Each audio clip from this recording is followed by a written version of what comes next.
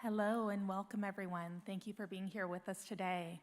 On behalf of Independent Sector, the National Museum and Center for Service, and DC Public Library, I'd like to welcome you to the 250 and Beyond National Service Symposium.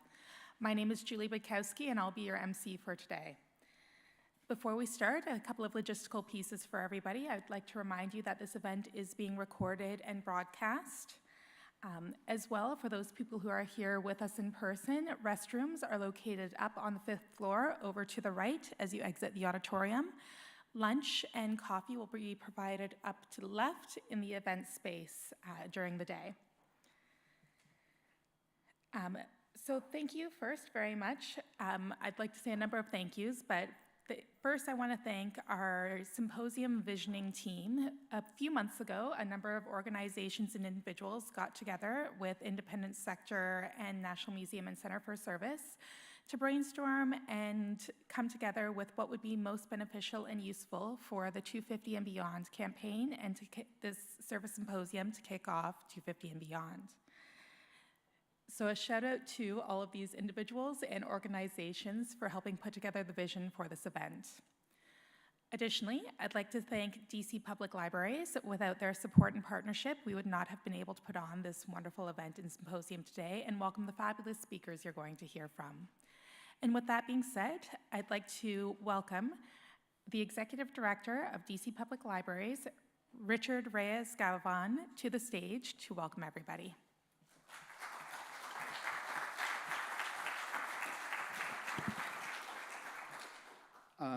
Thanks, Julie. Welcome, everybody. I'm Rich Reyes-Galvan, Executive Director of DC Public Library. It is an honor to have you all here today at the historic Martin Luther King Jr. Memorial Library. I'm sure this is maybe the first time for many of you to be in this building. I really encourage you, if you have time, to explore it at your leisure. We reopened it to the public in late 2020 after a $211 million modernization. It is the first, it's the only library in the world designed and built by Mies van der Rohe, the famous German-American architect, and it is the first monument dedicated to Martin Luther King in Washington, D.C. It opened in 1972 and again renovated, modernized fully in 2020. And the significance of the building, I give talks on just this building, and it's a really, really powerful space for many residents in DC, especially having this building named after Dr. King. The first building that reflected the residents who lived here. Washington, D.C. was almost 75% black in 1972, and it was just an incredible statement to have something of this significance, the Central Library, the new Central Library, named in his honor. So I met Congressman Baird in late 2021, late 2021, early 2022. We were connected by the board chair for DC Public Library at the time, Gregory McCarthy, who is somewhere in this building.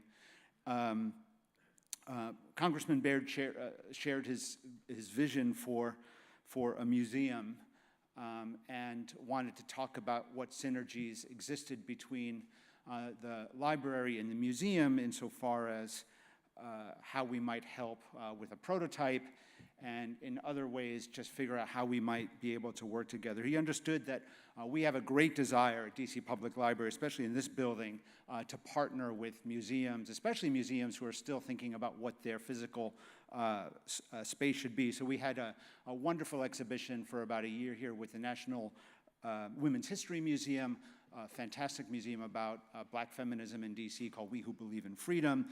We partnered with the Children's Museum of Indianapolis on this fantastic exhibition about Emmett Till. We partnered with the Biblioteca Ambrosiana in Milan, and we brought 12 original Leonardo da Vinci drawings to the library in the summer of 2023, and on and on and on and on. Some of the partnerships were linked thematically to the teachings of Dr. King, which is, of course, is an important goal of ours, but some weren't. Of course, an exhibition on the value of service is ideal for us. Setting aside the teachings of Dr. King for a moment, it really occurs to me as I was preparing to give a few minutes of talk this morning that more than ever in their history, public libraries are service organizations.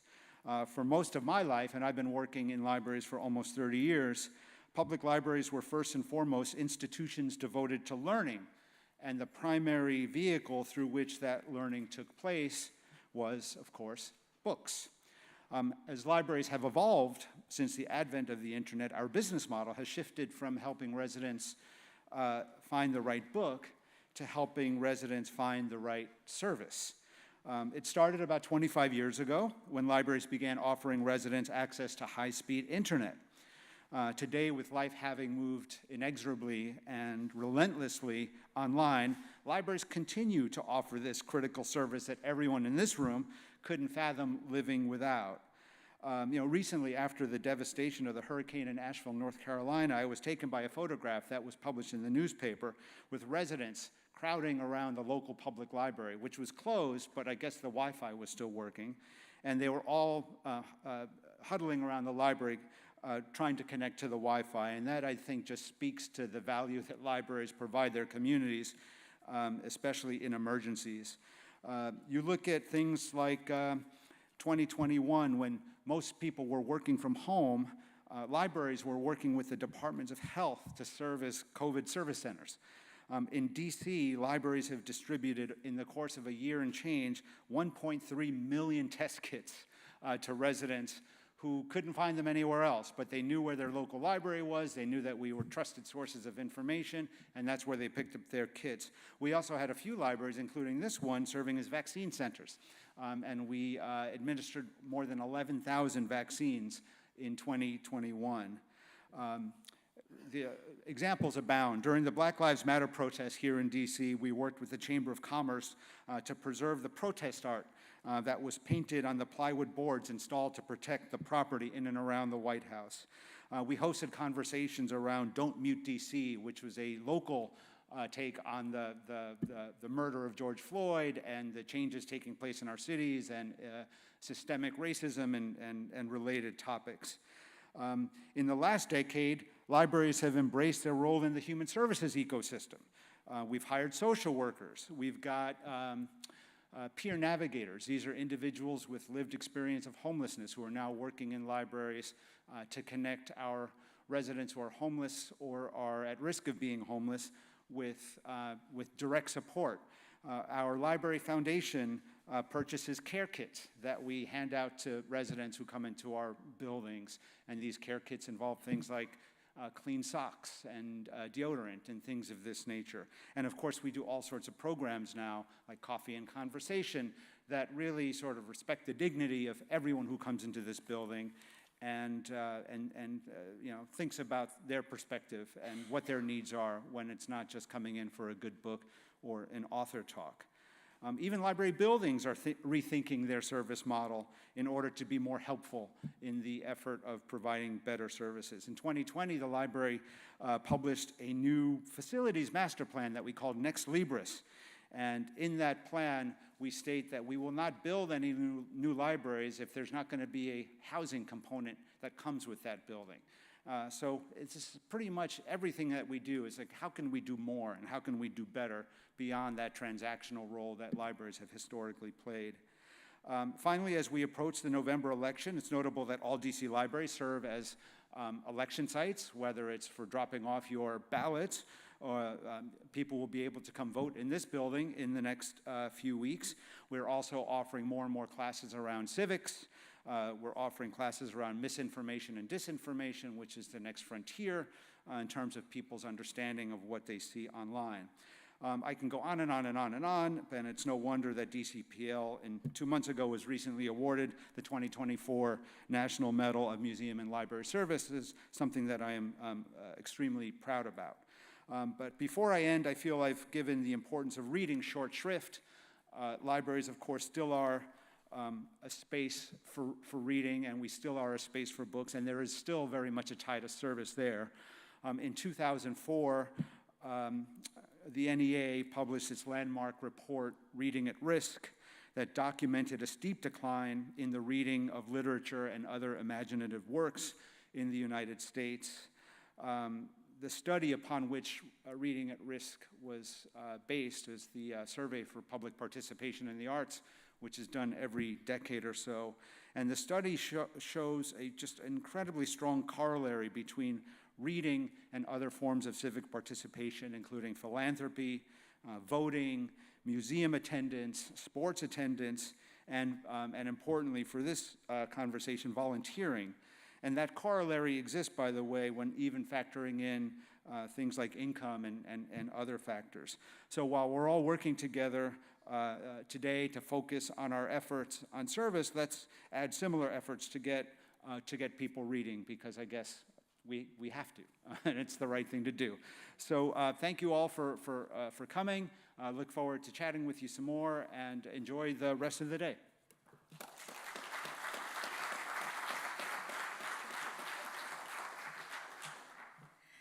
Thank you very much, Richard, and thank you again to DC Public Library for being an early partner with the National Museum and Center for Service and supporter of 250 and Beyond.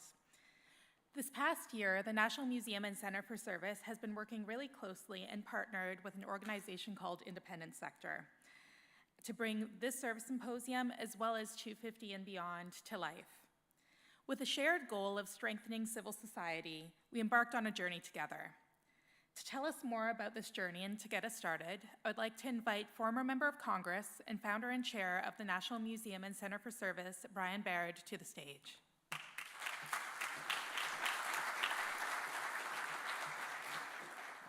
Good morning, everyone. Good morning. Thank you all for being here. Richard, thank you for those wonderful remarks. An amazing story of service right here in this library, and congratulations on winning the well-deserved award. And also thanks to all the volunteers and friends who've helped make this possible, and the dignitaries and leaders of service organizations as well. It's tremendously fitting that we're here in a building named after Dr. King. In his famous drum major speech, Dr. King called on us to have a new definition of greatness. And he said, everybody can be great because everybody can serve. He went on to say, you don't need to have a college degree, you don't have to have your subject and verb agree, you just need a heart full of grace and a soul motivated by love. That's what we're here about. That's the spirit of service. As we gather today, Americans from all walks of life in the Southeast are demonstrating that greatness. There are neighbors helping complete strangers. There are police and firefighters and Red Cross volunteers and AmeriCorps and the National Guard and FEMA and the Coast Guard, and the list goes on and on and on. People giving of themselves to help others in a spirit of kindness and generosity. And every day, beyond the disasters, we see that same spirit manifested in so many ways. Service organizations like Rotary, Lions, Boys and Girls Clubs, FFA, 4-H, all of you who are here and so many who are watching online and are part of service itself. That spirit of service is fundamental to who we are. And I could go on literally all day listing service organizations. If I left you out, forgive me. I honor each and every one of the organizations, especially those who have joined us today, but who are doing work elsewhere as well. But as we honor that service, we unfortunately have to also acknowledge that these are difficult times in our country. We're divided, we're angry, and on a host of measures which are very, very troubling, we're seeing a decline in the spirit of service. We're seeing that decline in, for example, the U.S. military last year fell 40,000 recruits short of its goals. AmeriCorps and Peace Corps also struggled to meet their goals. Things are looking up a little bit this year, but it's still a challenge. Many communities have trouble filling their especially volunteer firefighters are getting scarce, and wildland firefighters are exhausted. Police departments are having trouble recruiting. Many of you know in the nonprofit and service sphere that finding volunteers, finding employees, raising funding is getting harder. The percentage of families giving to charity has gone down.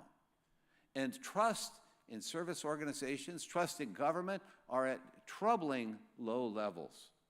And among our nation's youth, there is a pervasive sense of despair, of helplessness and hopelessness.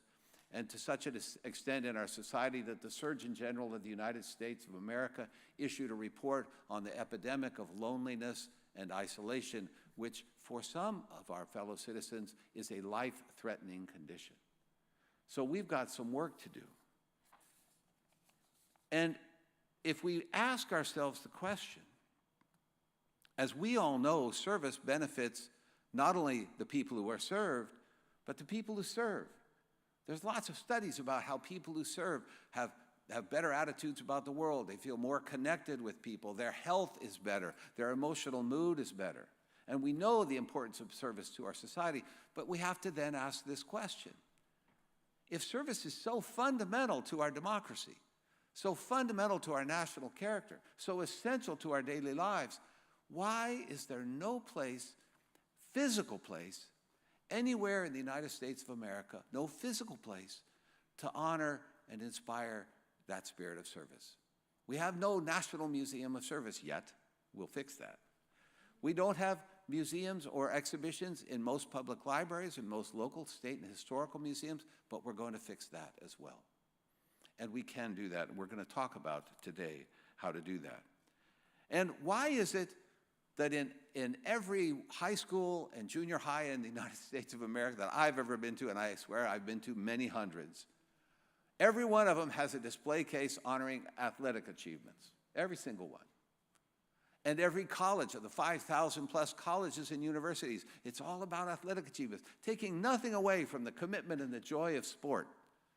But why are there no exhibits of service in our high schools, in our junior highs, in our elementary schools? We're going to hear from some people today who are making that happen, and we're going to share with you how you can make it happen.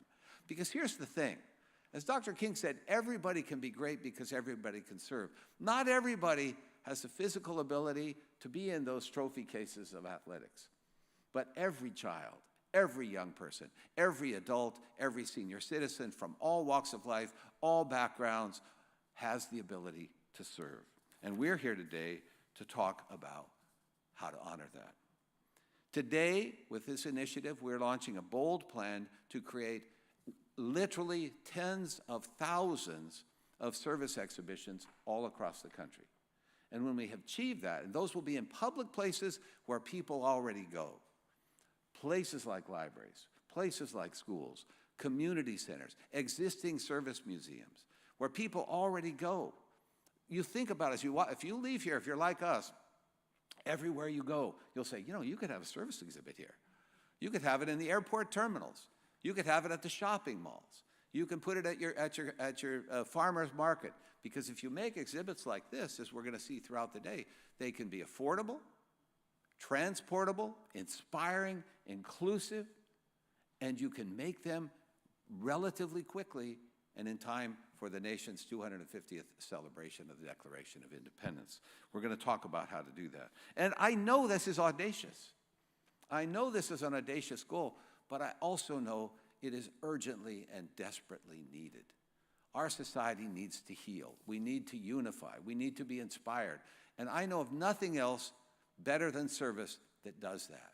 When we serve together, we learn to respect differences and transcend divisions for the greater good. Some years ago in my district, on election day, we had a terrible flood. And I was trained as a whitewater kayaker, so I went out in a rescue boat in this flood-swollen river. It was kind of dangerous, actually. We pulled up to this one house, and I jumped out of the boat. I had a wetsuit, helmet, tactical life vest. I did not ask the person who they were going to vote for that day. I didn't ask them their religion, their political affiliation, where they worked. I just said, can we give you a ride? Can we get you out of here? And they said, can we bring our dog? And we said, you can bring your dog. And we got him in the boat, and we took him to safety. And I spent the whole day. I didn't even get out. The polls had closed by the time I got out of the rescue work. So the need is clear. The need is urgent. We are going to learn how to fill that need. We're going to learn how every single school and community and library in this country can create their own exhibition and museum of service. And we're going to learn some exciting things about how we can create a national signature building in an existing structure right here in DC near the National Mall. We are in some tremendously positive discussions with a signature building, not ready to announce it yet, but where we could invite all service organizations of all types, many of the ones I mentioned, Peace Corps, AmeriCorps, World Vision, Rotary, et cetera, et cetera, et cetera, having a place at long last where the millions of Americans who volunteer and visitors from around the country and around the world can see what is truly, truly who we are at our very best. And we are delighted both that you're here, but also that the people online are here. And I'm so thrilled and honored to introduce our next guest to tell you how to make all this happen. Akilah Watkins is a dynamic, vibrant service leader who's been doing this for, I can't believe it, but some 20 years, 25 years, I think. She is the head of a marvelous organization called Independent Sector. Many of you know of it well, a leader in bringing together the nonprofit sector, philanthropy, and foundations. And she started this work at the age of 14, turning an area into an abandoned area. It looked like it was going to be abandoned. And what do we do with this area in her neighborhood? Let's make it a community center so everybody can benefit. And she started that at 14. She's been continuing ever since. So from the bottom of my heart, let me thank each and every one of you here today. We have an amazing list of speakers, an amazing group of people to get to know yourselves. I'm seeing familiar and friendly faces around the room. Thank you for what you've done. And please welcome Dr. Akilah Watkins from Independent Sector.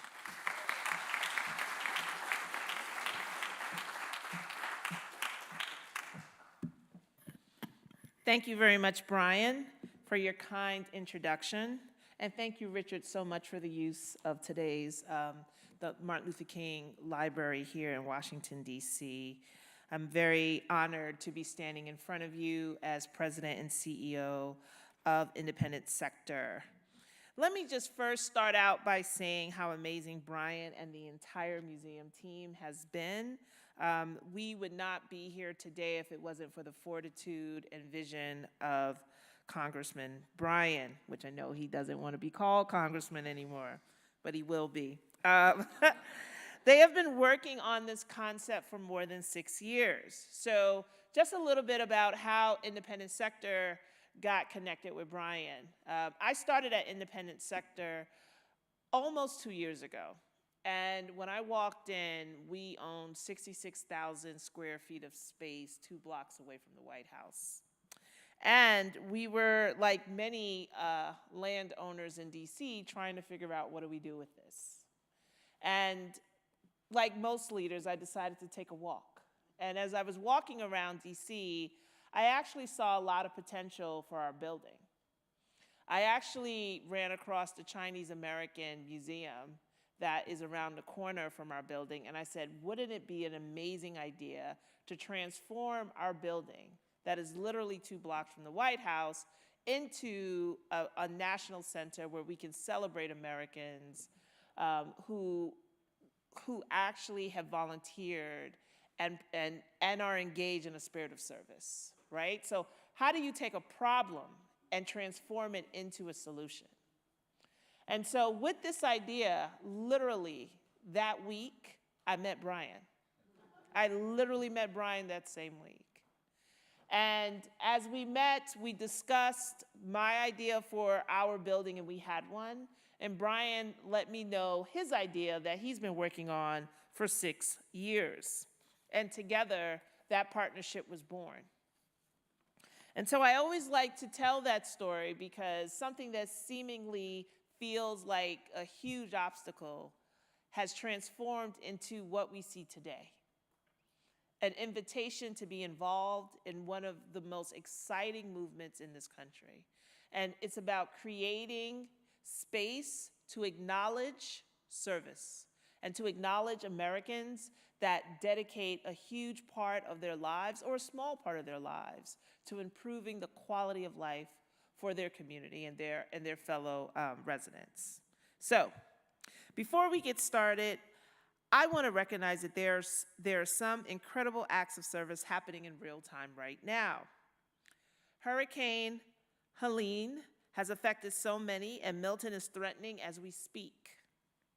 As a result, many from organizations represented in our audience and online today, as well as on our incredible speaking lineup, are stepping up at this time for the millions of Americans that have been impacted.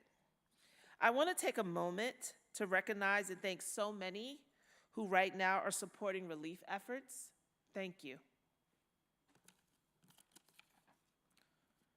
I also want to just thank Brian again for the wonderful quote he shared, that everybody can be great because everyone can serve. And so that's exactly right. Service is something that makes our country strong. We are proud to partner with the National Museum and Center for Service to celebrate service in all its forms and to connect people to all the ways that everyone in every community can get involved. Like Brian mentioned, my life started with service. I grew up in a working class community outside of New York City, and at the age of 14, I found myself not having a summer job because I grew up at a time when a lot of these incredible services were being cut. And so I got together with a few of my friends that were in the same situation that I was in, wanting to do something for our community, wanting to stay active and busy, wanting to contribute, but didn't know exactly how to do that. And together, we created a youth organization. We actually took over an abandoned building, and we actually started running youth programs out of that building for our community. And we ran all types of youth programs, those dedicated to young women, those dedicated to young men. We ran programs that were focused on job training, entrepreneurship. We eventually went on to own that building as young people. And then we went on to transform that building into a community center in our local community. And we did that. We started with no money. We started with no grant. We started with no permission. We just got together as local citizens, young local citizens, and decided to make a change. And then all of the resources started to show up. And that experience has profoundly shaped how I approach my work. Service has the power to unite and affect change. And service still holds a special place in my heart, as I know it does in all of yours. I think volunteering is one of the most beautiful and authentic ways to show up for our fellow man and woman, whether in times of calm or crisis. Volunteers hold up the foundation of civil society. They strengthen democracy and help support the charitable sector. Volunteering is also a critical form of engagement with nonprofits that strengthens our nonprofit workforce and drives trust in our sector, especially in our polarized political environment that many of us find ourselves in. Brian talked a lot about service not being dependent on what your political affiliation is, and he's absolutely right. When Americans come together and they hammer nails into walls to build homes for Habitat for Humanity, it doesn't matter what your political affiliation is. It's about neighbors coming together to build home for other neighbors. And that is what the power of volunteerism brings us.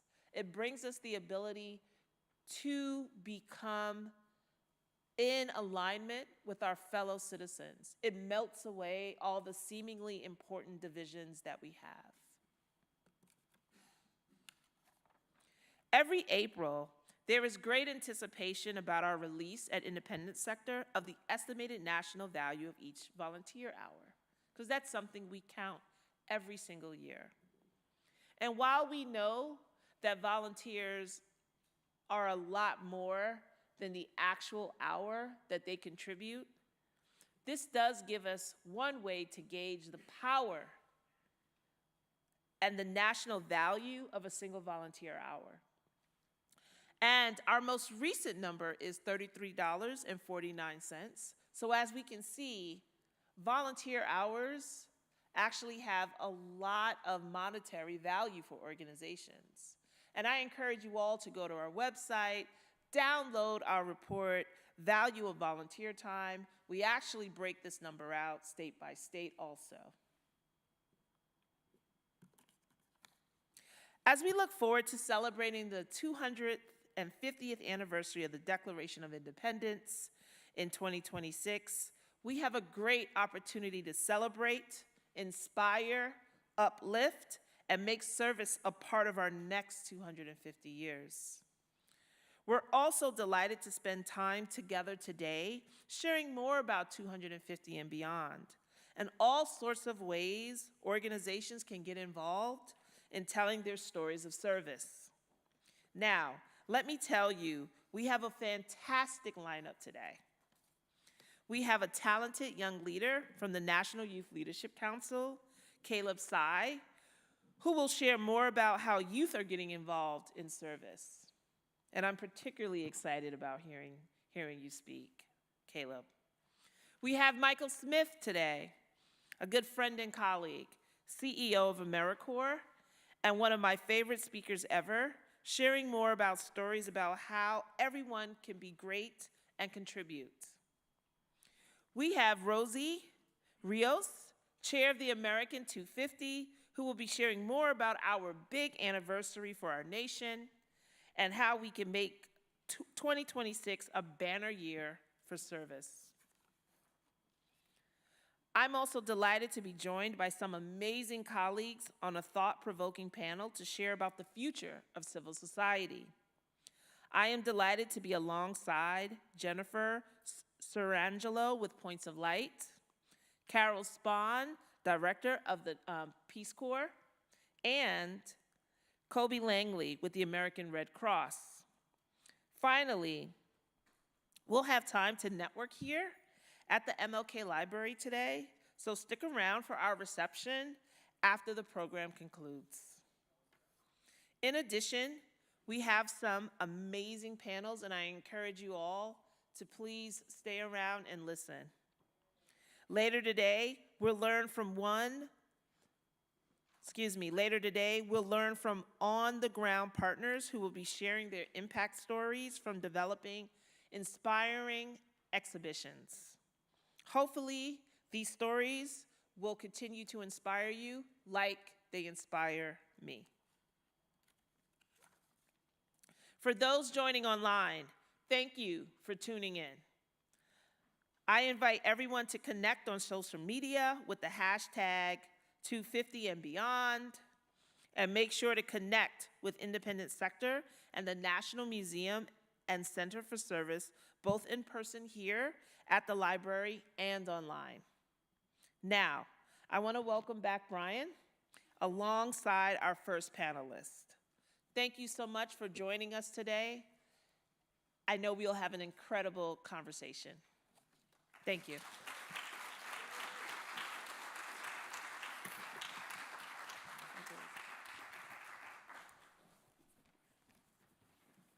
don't have my questions. Yes.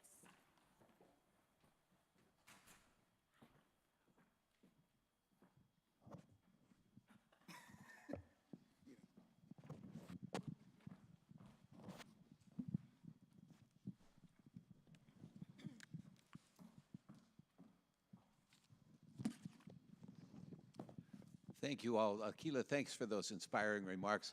We're going to start by just doing a very brief introduction, and I'll start to my immediate right here. Matt, would you please introduce yourself, tell a little about your organization, and we're so thrilled to be working with you. We've been doing it for a number of years now. Thank you. Absolutely.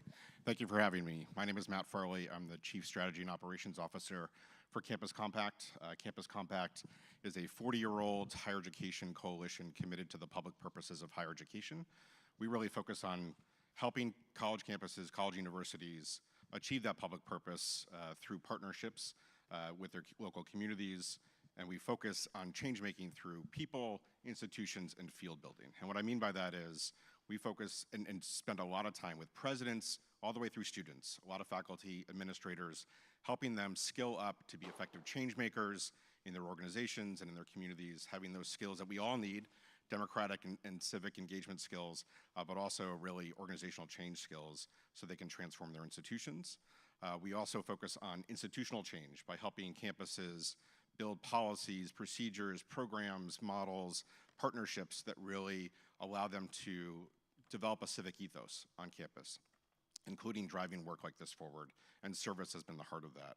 And then finally, through our field building work, we really focus on knowledge creation and strategic partnerships like with the museum, and working across the field to really boldly advance higher education's agenda in change-making in the world. Solving public problems takes all those things together. It's not just about students volunteering in the communities. That's where we started many years ago. And we're thrilled to be here for a number of reasons. One, because across all those domains that I just mentioned, the 250th really provides an opportunity for us to do deep civic learning on campus, transformational partnerships through faculty scholarship, through student service, with partners in museums and K-12 and civic organizations. And it allows us to really, I think, transform our educational experience by having a big event, a big constant concept that connects the idea of constant learning about a topic, asking big questions, taking action, and deep reflection on things that matter to each of us in our communities. Thank you, Matt. Pam, would you introduce yourself? Sure. Good morning, everyone. I'm Pam Siebert, Vice President of Community Impact and Evaluation for the National Youth Leadership Council, or NYLC. And if you're not familiar with our organization, we have been around since 1983, and we equip young people with the knowledge, skills, and confidence, amplifying youth voice to co-create a more just, sustainable, and peaceful world. The three pillars of our work are service learning, youth voice, and youth leadership. And in particular, through service learning, young people tackle real-world challenges while meeting academic, youth development, and civic learning goals. So it involves service, but there's a whole process around it that helps to ensure that the learning piece takes place. So instead of talking about service projects, we talk about the service process. And it's through that process that young people identify an issue that matches their passion. They take the time to learn about the root cause of the issue. They partner with the community to investigate potential, the needs and potential solutions. They design and then complete the action. And then they need to demonstrate or tell that story to their school or community in some way. And throughout the process, they are reflecting and making adjustments to their actions. So we work with K-12 educators in schools, in after-school programs, and we also work with youth directly. And I'm so delighted that you'll be hearing this morning from Caleb Tsai, who has gone through our Youth Advisory Council. He's gone on to become a mentor, is now a member of our board of directors. Our flagship program is Youth as Solutions, where we work with middle and high school youth and their adult mentors to do service learning in their community and making real change. And they start in the fall and work throughout the school year.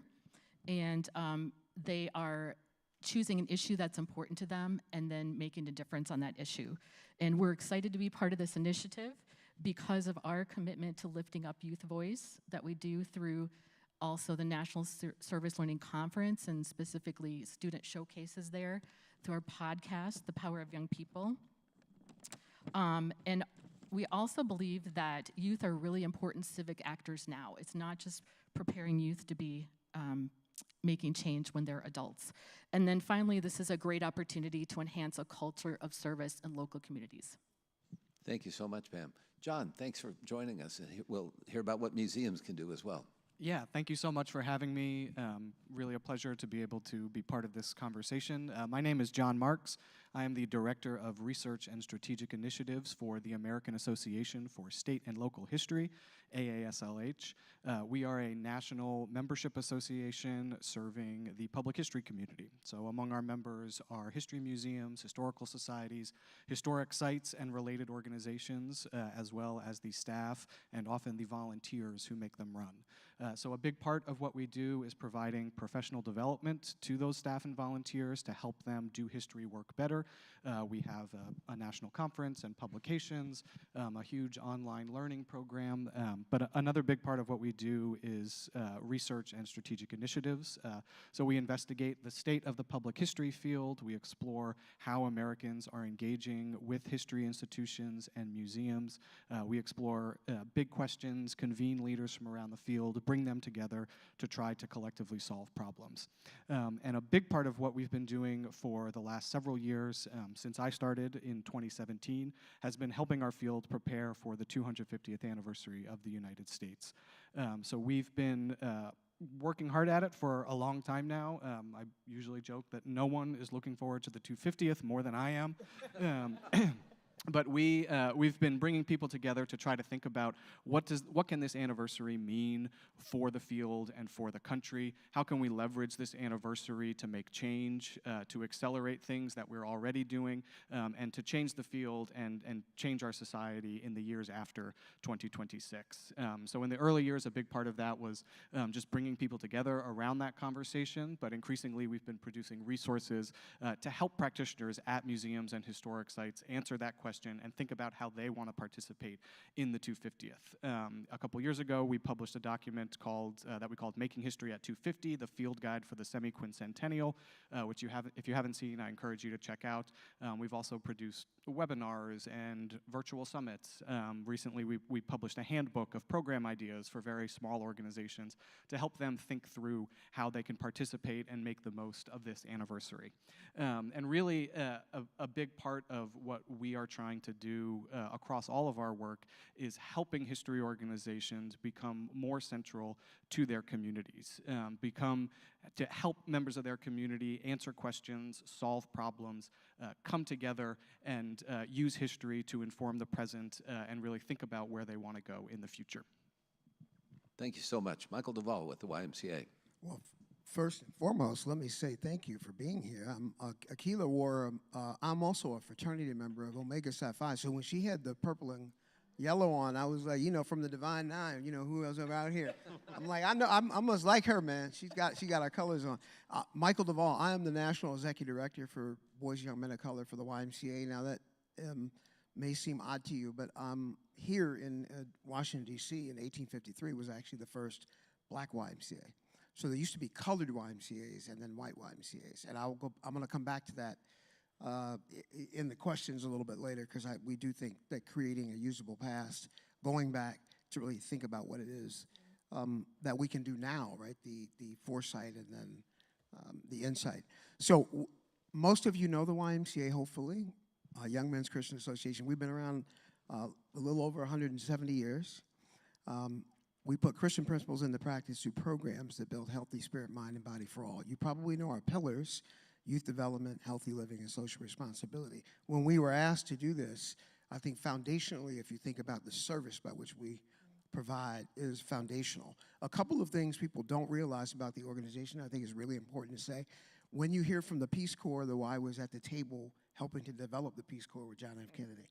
When you see the USO, the Y is one of the 6 founding members. So if you look at the 6 stars, the Y is one of the stars for the USO. So it's not just around the programs that we do, and obviously the facilities that we have.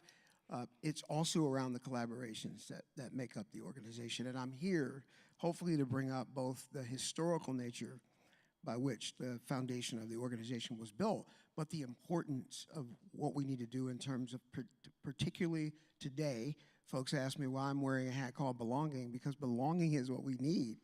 And the reason it's purple is because red and blue make purple. Right? Red and blue make purple. So if you mix those together, you can come up with a purple focus.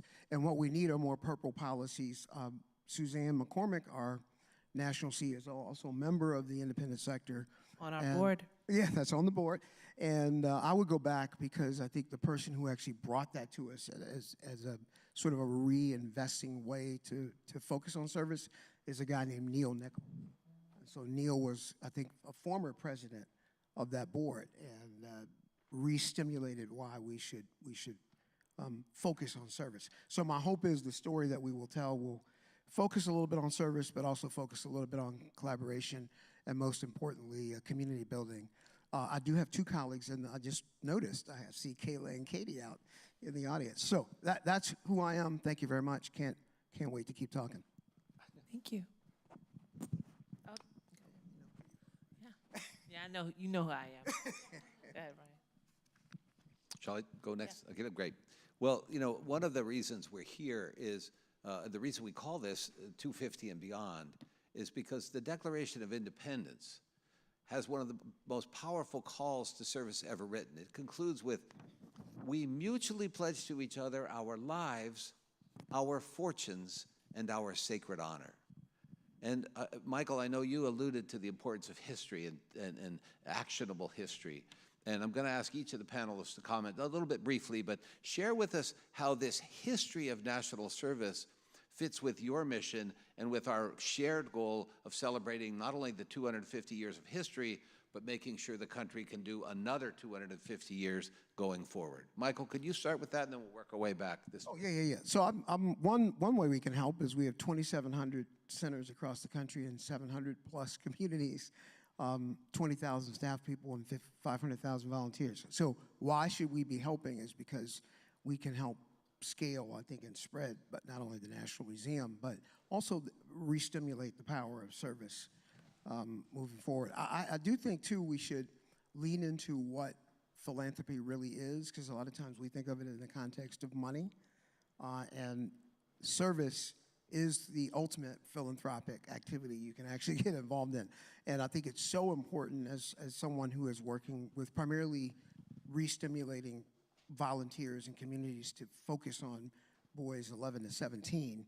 We nationally, one of the things that we can do is leverage our database, leverage our systems, but also leverage our history. Our history has a way. Some of you may not know that Martin Luther King grew up in a black Y in Butler Street YMCA in Atlanta.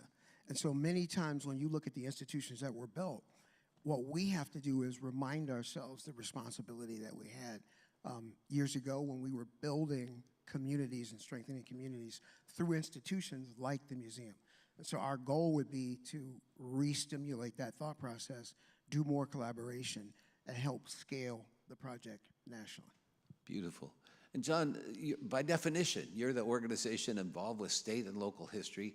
How can we weave the story of service more integrally in what state and local history museums tell? And how can we weave that history and future of service into state and local history museums across the country? Yeah, I think there's an incredible opportunity here for doing just that. While we're talking about numbers, I always like to mention that there are more than 21,000 history organizations in the United States.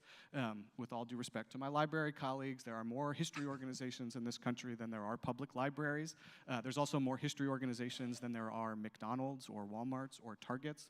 When we were researching this question that seems very simple, but turns out to be incredibly complicated, of how many history organizations there are in the United States, we found communities that don't have a post office, they don't have a stoplight, but they have a local historical society. And so there's this huge capacity for telling stories of service at these kinds of institutions all over the country, and those are the kinds of organizations that AASLH tries to serve. But we also learned when we were researching this question that among the history organizations who are nonprofits, 80% of them have revenue of less than $200,000 a year, which means that about 80% of them are run almost entirely by volunteers. And I think that's a really important and powerful kind of number as part of this conversation, because these organizations are themselves an expression of service, an expression of civic engagement, right? Oftentimes, these organizations were founded, many of them during the 1976 bicentennial, to try to share stories that they felt, that community members felt were being left out of bigger narratives about United States history. And so these organizations are often people just in a community coming together to make sure that their history gets preserved, to make sure that their story gets told in a way that is appropriate for them. And I think there's this incredible opportunity to use these sites all over the country to tell stories of service from their communities. So many of these organizations, as we've been talking about the 250th for the last several years, have expressed to us that they want to do something for 2026, but they're just not sure what that should be, how they can meet that moment of such a momentous anniversary. And I think the opportunity to tell stories of service of all kinds is a really excellent entry point for many of these organizations. All of their communities have examples of these histories, and their sites can really be important spaces for telling those stories. But I think about it from the other perspective too, that these sites, because they are so reliant on volunteers and the energy and passion and commitment of volunteers to make the organizations run, there's really an opportunity there too for these to be sites of service as well, not just telling the history of service in their communities, but to be sites of service today as part of this bigger initiative. And so a lot of what we're trying to do through our participation in this initiative and more broadly with our 250th work is to help these small organizations identify potential partners, to facilitate connections between national organizations or state-level initiatives and these very small local groups, and to help them think through how they can be part of these projects and how they can tell these stories. Wonderful, John. Thank you. It's very exciting. And one of the things that you pointed out is the distributed nature of this. This is not just about a single place in the capital. This is every community in the country has YMCAs, has local, I had more local museums than McDonald's. That's pretty amazing. The other thing every community has is schools. And one of the things we're so excited about, and I want to ask Pam and then Matt about this, is how can we involve the young people in this marvelous 250th celebration in a way that has enduring beneficial impacts? And Pam, can you share with us a little bit about the kind of influence you've seen service have on young people and how we can work with NYLC and Campus Compact to engage our campuses, our faculty, and our students and their families in celebrating and participating in service? Sure. Well, so at NYLC, we work with K through 12 young people of all ages, and I think one of the things we're excited about, of course, is the learning piece, and through service learning, there are outcomes for the individual young person, but also for the community. And so I think that one of the ways that they are engaging is by looking at what's important in their community, and in this, they would look at the stories important to tell. One thing I wanted to be sure to mention is that, with young people, it's a continual process because they're growing and now we're working with new young people, so it's something you have to recreate with every generation. We had a cohort this summer working on 9/11 Day commemorations and bringing community together around that, and none of the students had been alive when 9/11 happened, and so it was that through service understanding of history, as well as taking action. So a great way to get involved would be, and I think like John said, they can share their story of service, and they could also research and tell the story from their community. Wonderful. And one of the things I want to emphasize is in the lobby outside, and we'll post this online later on, you see examples of impressive service exhibitions created by students. And we're going to hear from some amazing faculty and students who have created those exhibits, and we will share with you toolkits that have been created by our partner organizations and by us, that anybody watching this today who wants to make this happen in their own community can use these toolkits in their schools, in their history museums, in their libraries, with their own service organization, and create their own local exhibition and displays of service, not just for 250th, but as an enduring contribution to their society for many, many years to come. Matt, same is true about college campuses. Each individual discipline produces alumni, students, faculty, and staff who serve. How can Campus Compact and your network of service learning dedicated colleges and universities participate in this? Higher education is not a monolith, like many of us know. So really, we've been thinking a lot about and evolving our work to expand the different on-ramps that people take into service, and then how do we tell that story?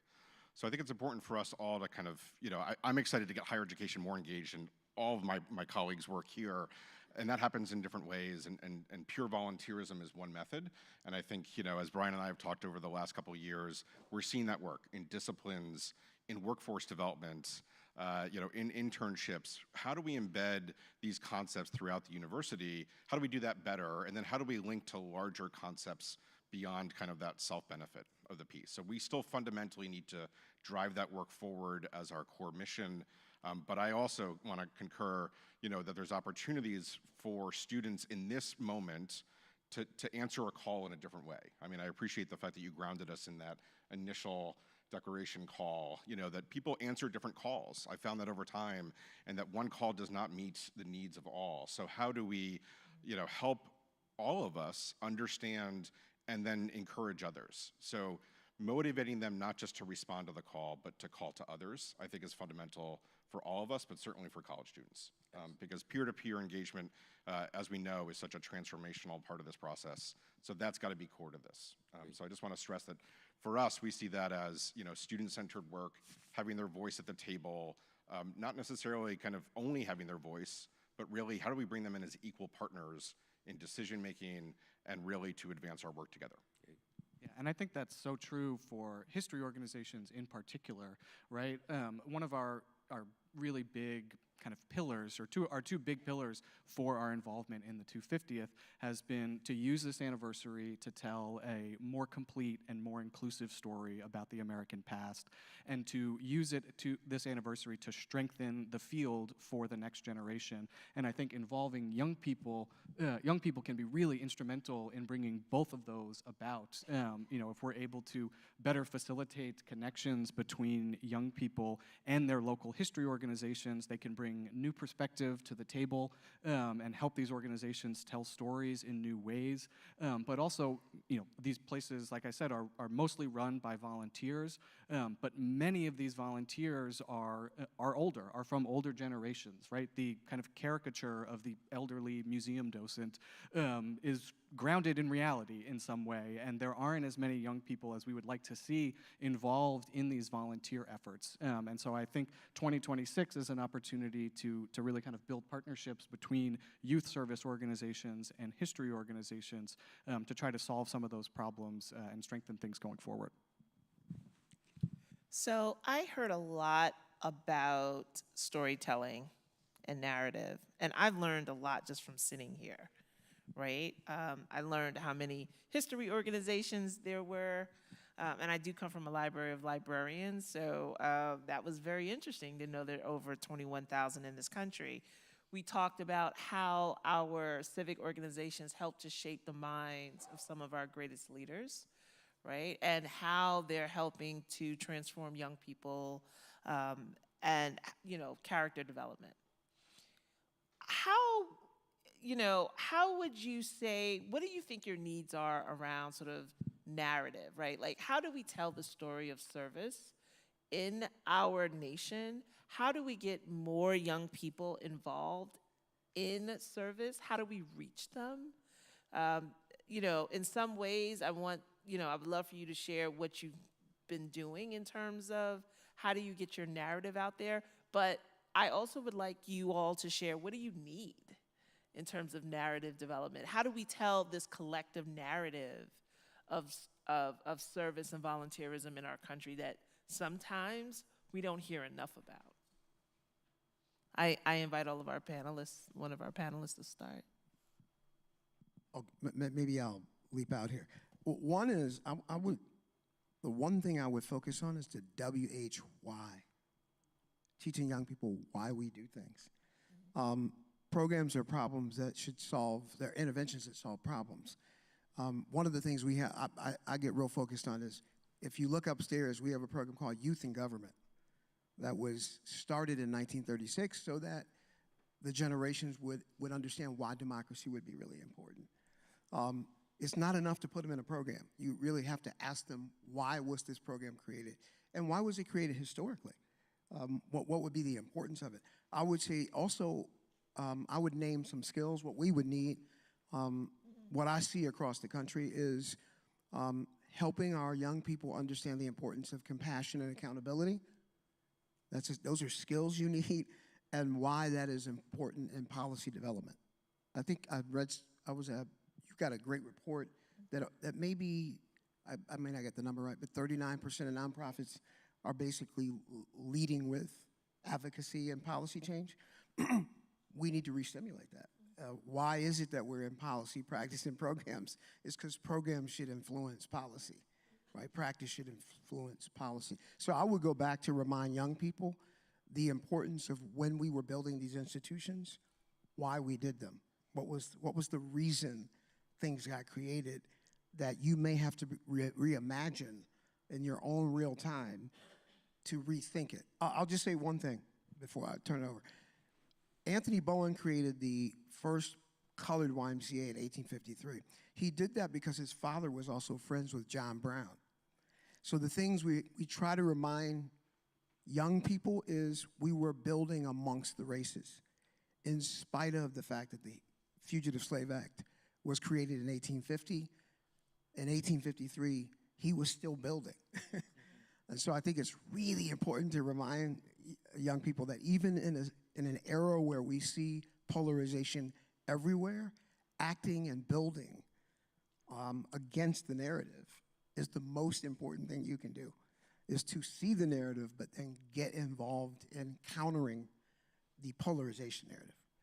But by building and rebuilding and reimagining institution, right? It is a usable past. And you can think about how we built it before and how we might build it differently going forward. So I just wanted to add before I invite the other panelists, thank you for referencing our report, Retreat from Influence. I encourage you all to go to our website and download it. What we found out, just to give you the statistic here, 31% of nonprofits across the board, and there are about 1.5 million of us, are participating in some level of advocacy, local, state, or federal. That number has dropped by almost half. It used to be 60% over 20 years ago. So we are retreating and leaving a lot of power on the table. And so I encourage you all to download that report. But you talked a lot about a term we use called Sankofa, where you can take stories from the past as a way to build for the future.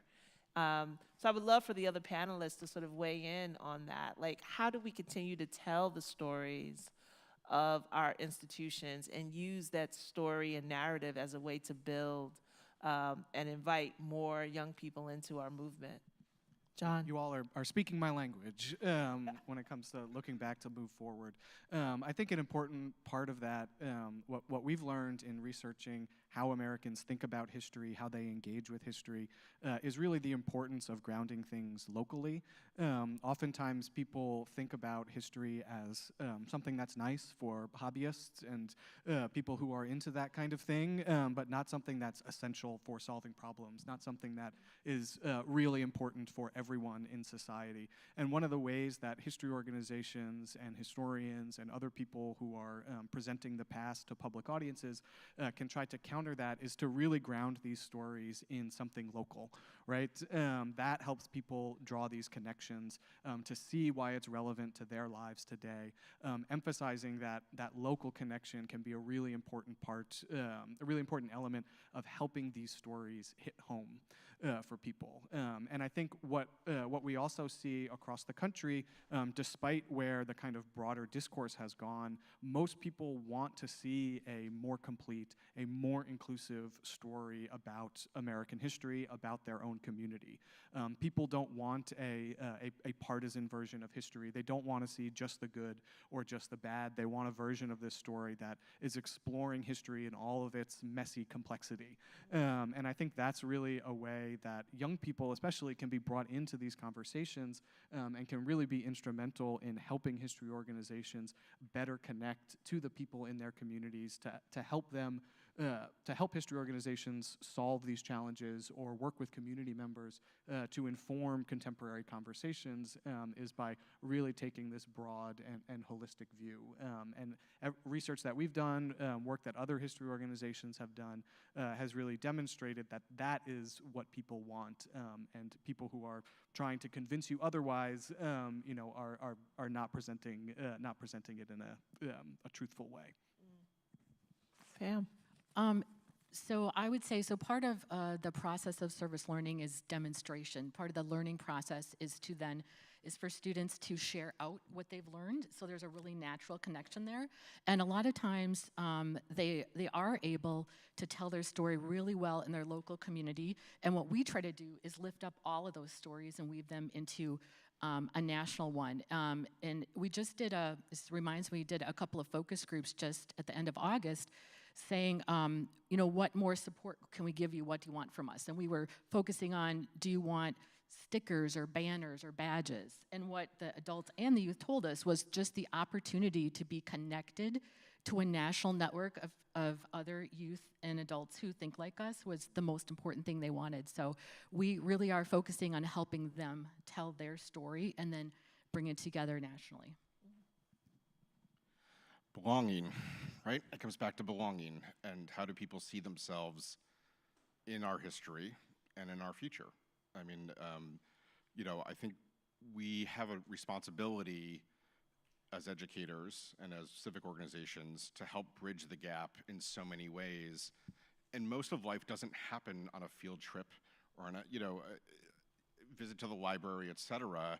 And I've been thinking a lot, actually, you know, we had some questions in advance. I've been thinking about those things, but now I'm gonna change this entirely and say, I wanna think about my experience going back, say, you know, 10 or 15 years ago, where I'm working full time, I'm in grad school at night, I'm coaching my kids' teams, I'm on the PTA, all these different things. What resources were there for me to help me bridge the gap to ask better questions with my kids? To have an easy win to get them to you know, I happen to know more probably than the average citizen because of my, you know, work in higher education and with civic groups, but I think about my peers in those ways. So we're gonna bring young people to the table, but they need to not be in isolation. They are not in isolation. They need to belong and they need to be connected. We actually have a bigger intergenerational opportunity in this moment to actually teach everyone how to ask better questions and to listen better. And by listening better, I think then we can understand and be open to other ideas. I remember being dragged as a little kid around the Freedom Trail in Boston and to every plaque, and I feel like upstate New York and all these things that was not living history to me as a child, right, as a youth. So how do you bring history into the moment? And I appreciate kind of the efforts here to think about that work and integrate it. If it's not integrated, it's not gonna last. Yeah. And if we're gonna have a lasting change, we need to figure out multiple ways to tie things together, including relational concepts.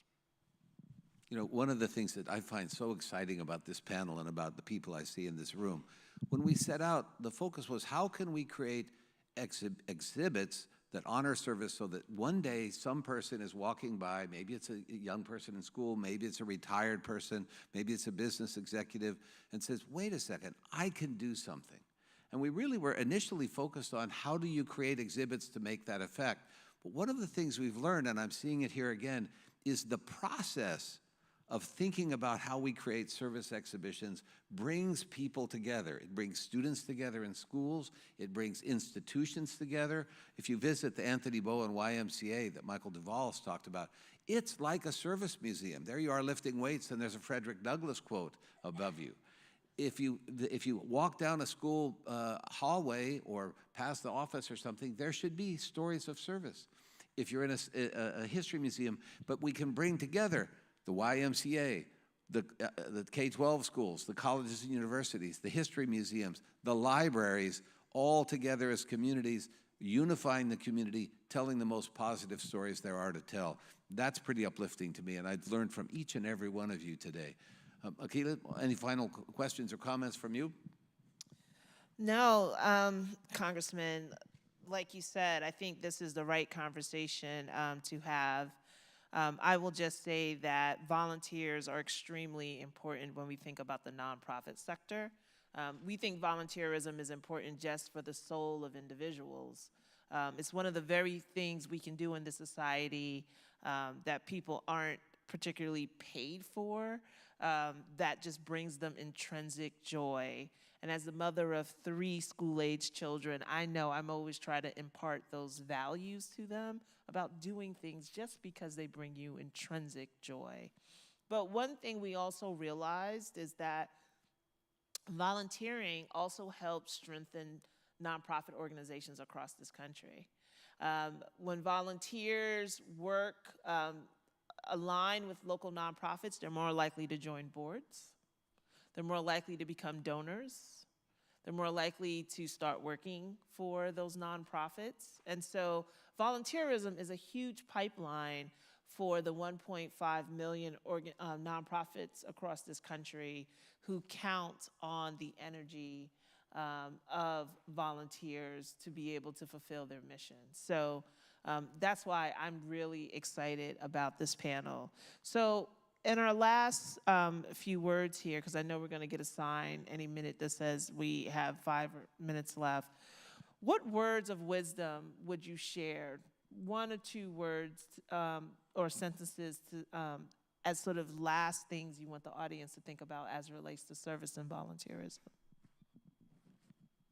Yeah, I'm happy to jump in. I think I would emphasize that history organizations are really grounded in this ethic of service, right? I think history organizations increasingly take a cue from our colleagues in the library sector of not just being places where you go and see exhibits, or not just being an archive, but of being centers and forums for important community conversations, for sites where people can come together and be informed by the past to talk about the present and the future. And I really hope that the 250th can be an opportunity for history organizations, through partnership, through outreach, through engagement, to really lean into that part of their work, and to come out of this anniversary revitalized and re-energized, with new partners and new audiences, and really set up to continue to engage in that hard work for the next generation. Thank you. Go ahead. Okay, I was just going to say, think about involving your local school and after-school programs, because with the youth, even if they haven't lived through that history themselves, as Matt said, they can be really good at asking questions, and it could be really a win-win for the community and then for what the young people are getting from being involved in that experience as well. I'd say we have to meet people where they're at. I think that, and I mean that in 2 ways. I think that's a place-based concept of bringing these stories to people, and because not everyone gets to a museum or a library, but they can be, if you meet them where they're at, they can be on-ramps to come to the next spot. So how do we then have invitations that link, right, to get people to the next step? I also think when we meet people where they're at, we're really conscious about who's telling the story, and that it's not just about a bunch of white guys, to be clear, and our history, but also it's a collective history. And so our storytellers matter more than ever, and it's important for us to really be mindful about how we invest in those storytellers. Thank you. I would just close with add purpose. I think our young people in particular are looking to arrive on purpose and where their own story aligns with what it is that they're trying to solve. And that alignment is what keeps it enduring, right? And then passes down through the generations. I have 2 young men, 2 boys that are 28 and 31, and I'll ask them, what are you going to do about it? Don't just complain. Democracy is an active sport. You must get engaged. You don't have to engage in everything, but choose something that you will do and do it. Stop talking about it, because the equity is in the action. Excellent. The one thing I want to just summarize is I want to honor somebody from our group. We had a youth advisory panel in the National Museum because we think it's so important to hear their voices. And I asked one of our early members, what would you, if you were a young person looking at an exhibit of service, what would you want to see? And he gave me a 1-word answer: success. I want to see that we can do something that makes a difference. And I'm thrilled that that young man is with us here today. He's named Arjun Mandati. Arjun, would you stand up, please? Arjun was one of our early youth advisors. And Arjun's the young man who said, Arjun, the reason he's in that attire, he's now going to the Naval Academy. And he took time from that studies and work to come down here. But that notion of success, when we first started this, people said, how could you possibly succeed at such an audacious vision of having service exhibitions in every school and community in the country and a signature national building? After hearing this panel and getting to meet all the people here, how could we possibly not succeed? We're going to make this happen. Thank you all. Thank you. Thank you, panelists.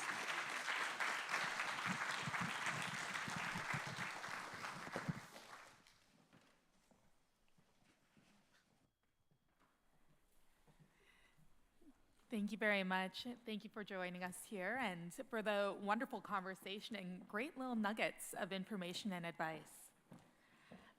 With that being said, as mentioned, we're going to be welcoming Caleb Tsai up onto the stage. I've been very fortunate in my career to have heard and seen the stories of many young people who are dedicated to making a difference in their communities locally, in their communities globally. When I've heard other older people say they're worried about the future and our youth, I tell them that I'm not worried at all. I think these next generations are more passionate, more engaged, and more involved than we ever have been before. So with that being said, I know Caleb's name has been mentioned quite a few times, but I would like to formally introduce Caleb Tsai, who is on the board of directors for the National Youth Leadership Council and a student at Columbia University. Please, Caleb, welcome.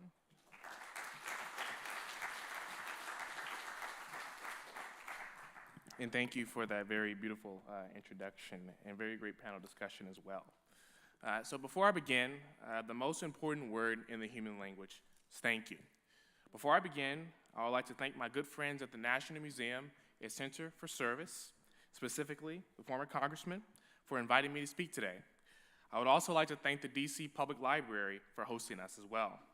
As was mentioned before, my name is Caleb Tsai. I am from the birthplace of rock and roll and Southern soul, the home of the blues, and may I may add, the barbecue capital of the world, Memphis, Tennessee. I'm a sophomore pursuing a Bachelor's of Arts degree in Economics and Political Science at Columbia University in New York City. Go Lions. Now, I understand that I am the one in between you all and lunch, so if you could just give me 15 minutes of your time, I will make sure that lunch is worthwhile. When people approach me, I'm often asked and I'm often reminded of what is service or how can I get involved? What is service is similar to the question of what does it mean to be an American? According to Merriam-Webster, service is the act of helping others. If you look at the person to your left and if you look at the person to your right, they may have a different answer to these fundamental questions. But much of service is embedded in our national identity as Americans because we accept these things as given truths. But I believe service is more than just merely helping people. It's about pushing society toward a higher moral standard, even when it's difficult or even when it's unpopular. We will expand on this definition as we move along. The connotation of service gives the allurement of success, wealth, and for 535 Americans, Congress. But these commonly held beliefs leave out one important thing. That's young people. Every revolution that America has undertaken throughout its history has been by young people in a quest for something greater than just personal satisfaction, but a rallying cry for justice for all. Throughout history, young people did not know if their desired outcome would ever come true. But the chance to disrupt the status quo far exceeded just settling with it. On July 4th, 1776, James Monroe was 18 years old. Aaron Burr was 20 years old. Alexander Hamilton was 21. James Madison, 25, and Thomas Jefferson, 33. All of these young men have one thing in common. They're considered young by conventional standards.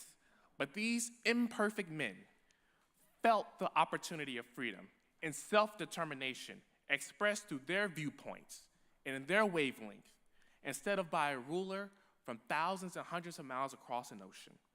They famously put pen to paper to chart a new path and a radical approach to self-governance. Their mark for service was defined as service for survival.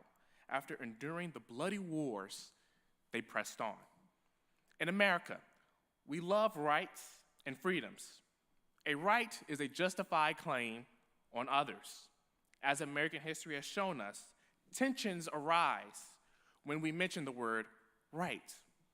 Fast forward to one right that we value strongly here in America, it's the right to vote.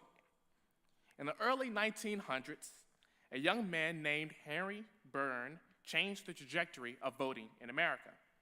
He is from my home state, Tennessee, and received this short note from his mom detailing her support for the 19th Amendment to the Constitution. One state was needed to ratify the amendment, and I'm glad that it was the great state of Tennessee, the volunteer state. The 19th Amendment barely passed our state Senate, and Representative Byrne was the one vote needed to pass the state House. He made history at the age of 22 to become the sole representative to say yes, women too have the right to vote, and anyone for that matter shall have the right to vote and shall not have that right be abridged on the basis of sex. Fast forward 3 decades later, we enter into the infamous civil rights movement, where young people's advocacy is best described as service through strength. Groups like the Student Nonviolent Coordinating Committee, better known as SNCC, and the Congress of Racial Equality, better known as CORE, mobilized on college campuses to fight for the rights of people who have been denied equal protection for over a century. March 7th, 1965, was a painstaking and cumbersome day in American history. It was Bloody Sunday. At the age of 25, then student activist John Lewis led 600 protesters across the infamous Edmund Pettus Bridge, and then violence ensued. A 14-year-old girl by the name of Linda Lowry was beaten so badly that she needed 7 stitches above her right eye and 28 stitches on the back of her head. And as for John, he suffered a skull fracture. It has scars on his head for 55 years until his passing in 2020. As John would say, he got in good trouble and had to pay the physical price for it. His definition of service was marked by struggle. With countless stitches, bruising, and lynchings, the young people of today are paving this way forward. History often reveres nonviolent protest, like Rosa Parks, who was just 42 years old when she sat at the front of a bus and refused to give her seat to a white woman. However, March 2nd, 1955, just 7 days before my birthday 50 years ago, I may add, was a consequential moment in history. On a bus in Montgomery, Alabama, there was a young black girl who sat beside a pregnant lady in the colored section when the bus driver requested that they move further back to make room for a white woman. This young 15-year-old black girl who did not meet quote-unquote society standards is Claudette Colvin. And because of this, she is often left out of the conversation when discussing the history of the civil rights era. Now, some may say, did Colvin have an impact even if some people may not know her story? Or even better yet, did she think about fame or recognition even if it meant going to jail for it? Those are consequential and fundamental questions that I even still grapple with today.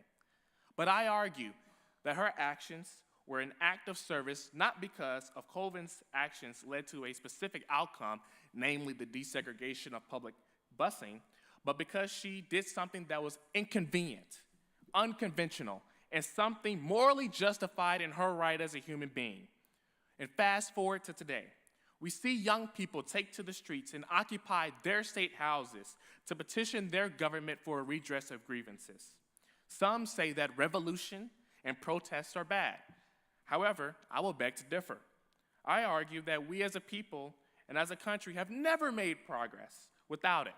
Now, to be clear, I'm not advocating for the violent overthrow of government, because when that day comes, our democratic republic as we know it will cease to exist. Instead, I'm highlighting that protest with the intent to bring awareness to injustice so policy change can be made. Applying pressures to our systems tests our core and fundamental principles as individuals and as a collective to see if we truly believe in our freedoms in times of crisis or even when it's only convenient for us. America has survived the perils of the Civil War, 2 bloody world wars, a catastrophic 9/11, and a shameful domestic insurrection, but there is something much bigger at stake: democratic backsliding, or when the government strays away from democratic ideals to implementing autocratic ideals. Then you may wonder, Does the status quo majority crowd out voices of dissent or silence them completely, even if they're young? Young people like Justin Pearson and Justin Jones protested in the well of the House floor back home in Tennessee to bring awareness to gun violence after the tragic event at the Covenant School shooting, despite political extremism trying to formulate a distorted view of what millions of people across the world saw with their own two eyes. Instead of getting censured, unfortunately, they made history as the two youngest black lawmakers to ever be expelled in my state's history. They advocated for an issue that did not happen in their districts and did not affect their electoral chances of winning their seats for re-election. But both Jones and Pearson did something worth living for, something worth dying for, and I will argue something worth being expelled for. They risked their seats, their safety, and their livelihood, all in the sentiment that our children should go to school to learn reading, writing, and arithmetic, and not hiding or praying that something bad won't happen. It doesn't matter which side of the issue you fall under. It does matter, however, that their struggle was born from service through struggle that defined the civil rights era, but I define their mark of service as something that was still and still is now in search of humanity. That search of humanity brought young people to the Tennessee state capitol to advocate against gun violence shortly before their expulsion. That search for humanity brought young people on college campuses to vote in droves in 2008 to elect our first black president, and in 2020 to usher in civility to government. That search for humanity has brought us here in 2024, where young people connect through the use of social media, the internet, and Zoom to bring awareness to injustices as they see them and voice their opinions. We saw a recent trend in America with 41% of young people aged 18 to 29 participating in a protest, and we saw an increase in youth participation during the pandemic in response to the brutal killings we witnessed then. Young people's mark for service has brought me to this Tennessee state capitol numerous times since I was 12 years old. Here's me standing on the steps of the Capitol advocating against the privatization of our education system a year ago. In my speech, I reminded Tennesseans, and even Tennesseans at heart, that our public education system is not dead, but just like an iPhone or an Android or wherever you may have, it just needs an upgrade. With proper funding, accountability, and a curriculum that is both rigorous and easy to follow. If young people do not like talking too much, young people are starting nonprofits like Moe's Bows. Moe's Bows may sound familiar because he was on Shark Tank and made guest appearances on nationally syndicated television shows. His nonprofit was born because he thought that many suit stores back in my hometown of Memphis did not have a lot of bow ties that he liked, and it did not fit his style. But I will say that bow ties definitely fit my style since I have one on today. He was able to grow his small business into a multinational business.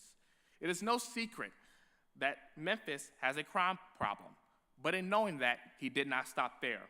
He created a scholarship program that gave 50 low-income students across my great city in Memphis a chance to be someone in life and go to a summer camp so they can stay off the dangerous streets of Memphis.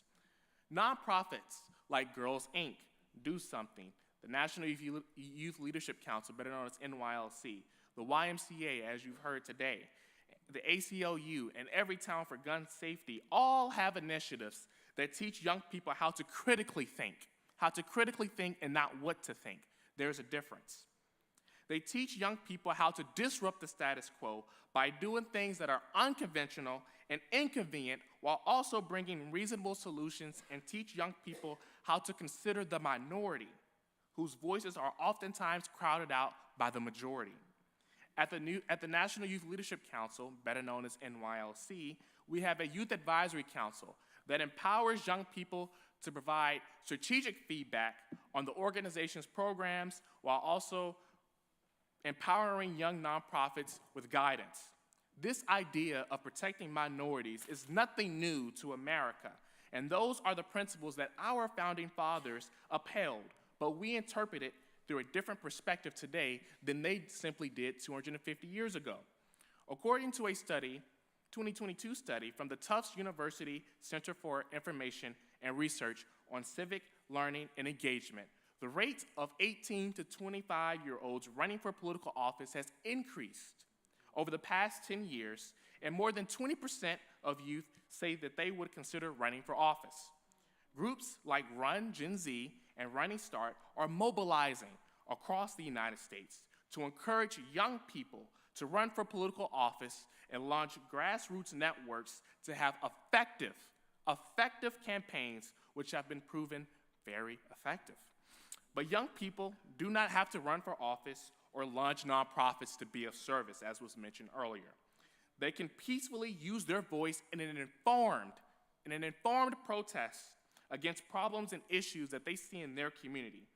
Also, it is required of my generation, particularly Gen Z and Gen Alpha, to not merely protest, but to bring solutions to the conversation, because the commitment of young people throughout history and now has made the longing for those certain inalienable rights come true for all Americans.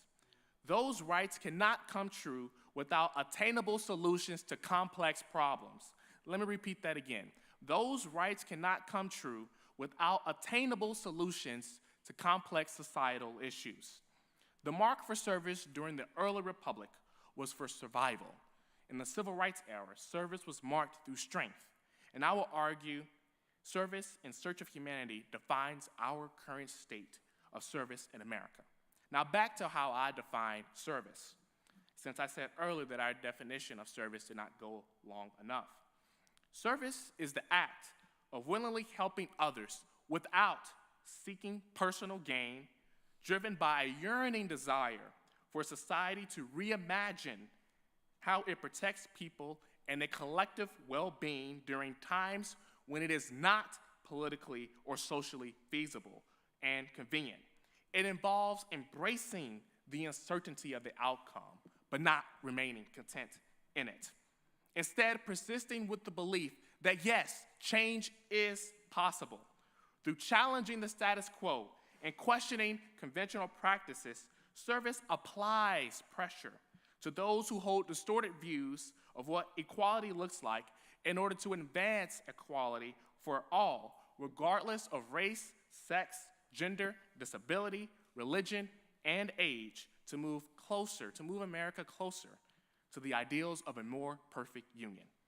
Those are the stories worth telling, and young people have shaken things up in society by not waiting for convenience, but striving towards a sense of belonging, where poor children have access to an education where they can go from the riddled housing projects of America's inner cities to become the first person in their family to go to college, where people don't just look at themselves as merely Democrats and Republicans and independents, but as we, the people, where a poor grandmother in the American South can say, yes, although I am poor, I have a right to health care. And where children can go to school to learn and not hide, and where the disabled can say that, yes, I am too, am a human. America has gotten it wrong and has gotten it right in some regards. But throughout history, young people have always been there not to compromise because it was feasible, but to invoke radical change different from the status quo. That is the America that I've known throughout history and will be the same America that will bring us here in the next 250 years. Thank you.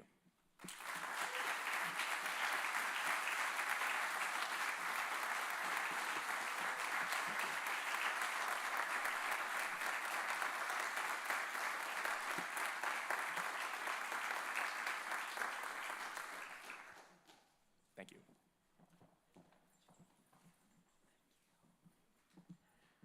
All right. Well, thank you very, very much, Caleb. That was absolutely amazing and inspirational. So before I let everybody get up and get ready for some lunch here, a couple of things I would like to announce and let you know that's going on for lunch. First, prior to that, on the subject of youth and youth involvement in service and communities, Our friends at Made by Us have launched today their applications for their Youth 250 Advisory Bureau, National Advisory Bureau. So anybody looking, young person looking to get involved and perhaps apply for the Advisory Bureau, please take a look at the Made by Us website for more information. With that being said, we're going to break shortly for lunch. During lunch, everyone that is here in person, I will invite you to come check out some of the exhibits that we have located around the building.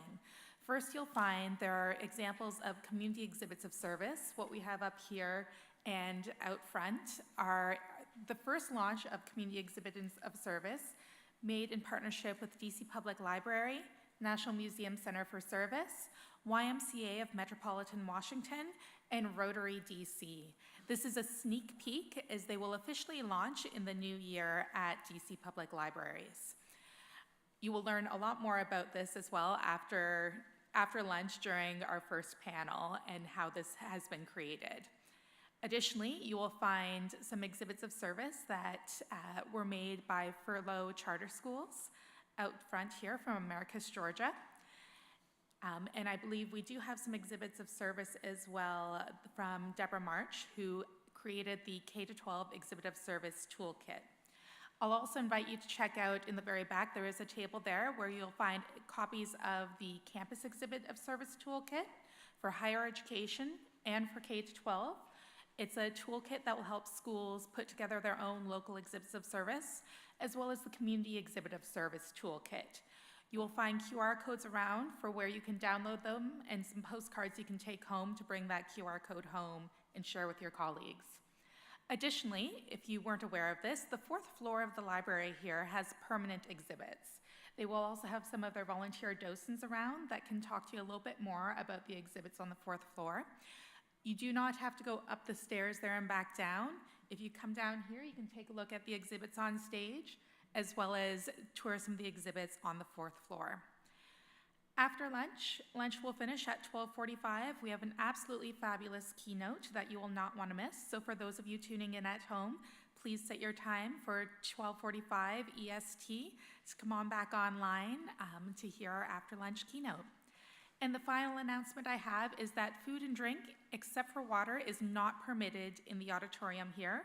So please, when you exit, go on out top doors, over to the left, enjoy some lunch, finish your lunch out there and your coffee out there, and only water back in the auditorium. Thank you very much, everybody, and we'll see you at 12:45.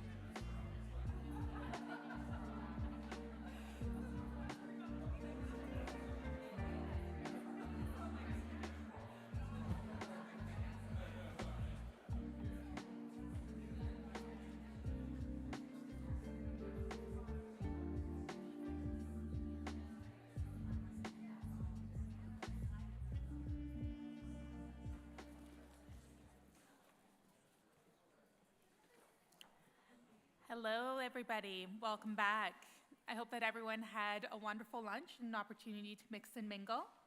If you did not get to speak to someone that you would like to speak with, just a friendly reminder that there will be a reception after the second half of our day's programming today. So please feel free to find them during the reception and continue to mix and mingle. This is about a networking opportunity for all of the wonderful guests here. And those of you joining us online, welcome back. Thank you very much for coming back and joining us.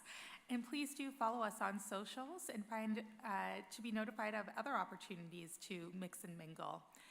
With that being said, without further ado, I'd like to welcome our afternoon keynote speaker, Michael Smith, CEO of AmeriCorps, to the stage.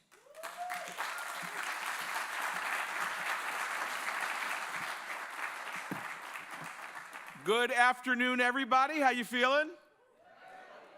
Somebody knows when I say fired up, you say ready to serve. Fired up? Ready to serve. Fired up? Ready to serve. Let's let them hear us on the hill. Fired up? Ready to serve. It's wonderful to be here. It's wonderful to see so many familiar faces. This is definitely a family reunion. Just such an extraordinary group of devoted change makers. I am honored to bring greetings and gratitude on behalf of President Biden, Vice President Harris, and our entire AmeriCorps family of 200,000 AmeriCorps members and AmeriCorps senior volunteers that are getting things done for America from coast to coast. I want to thank you, Julie, for that kind introduction. I want to thank Richard for welcoming us to this beautiful library. I've had a chance to see the evolution of this space, and it is such a beautiful tribute to Dr. King and to this extraordinary city. I also want to thank Rep. Baird and Bill Basil and the entire team at the National Museum and Center for Service, and to Aquila and the entire independent sector team for bringing us together to discuss the state of service in America. It, as I said, has been great just to see so many familiar faces in the room, and also to see that, you know, this idea of our national service movement in action under one roof. I think we need to give Caleb Sy one more round of applause.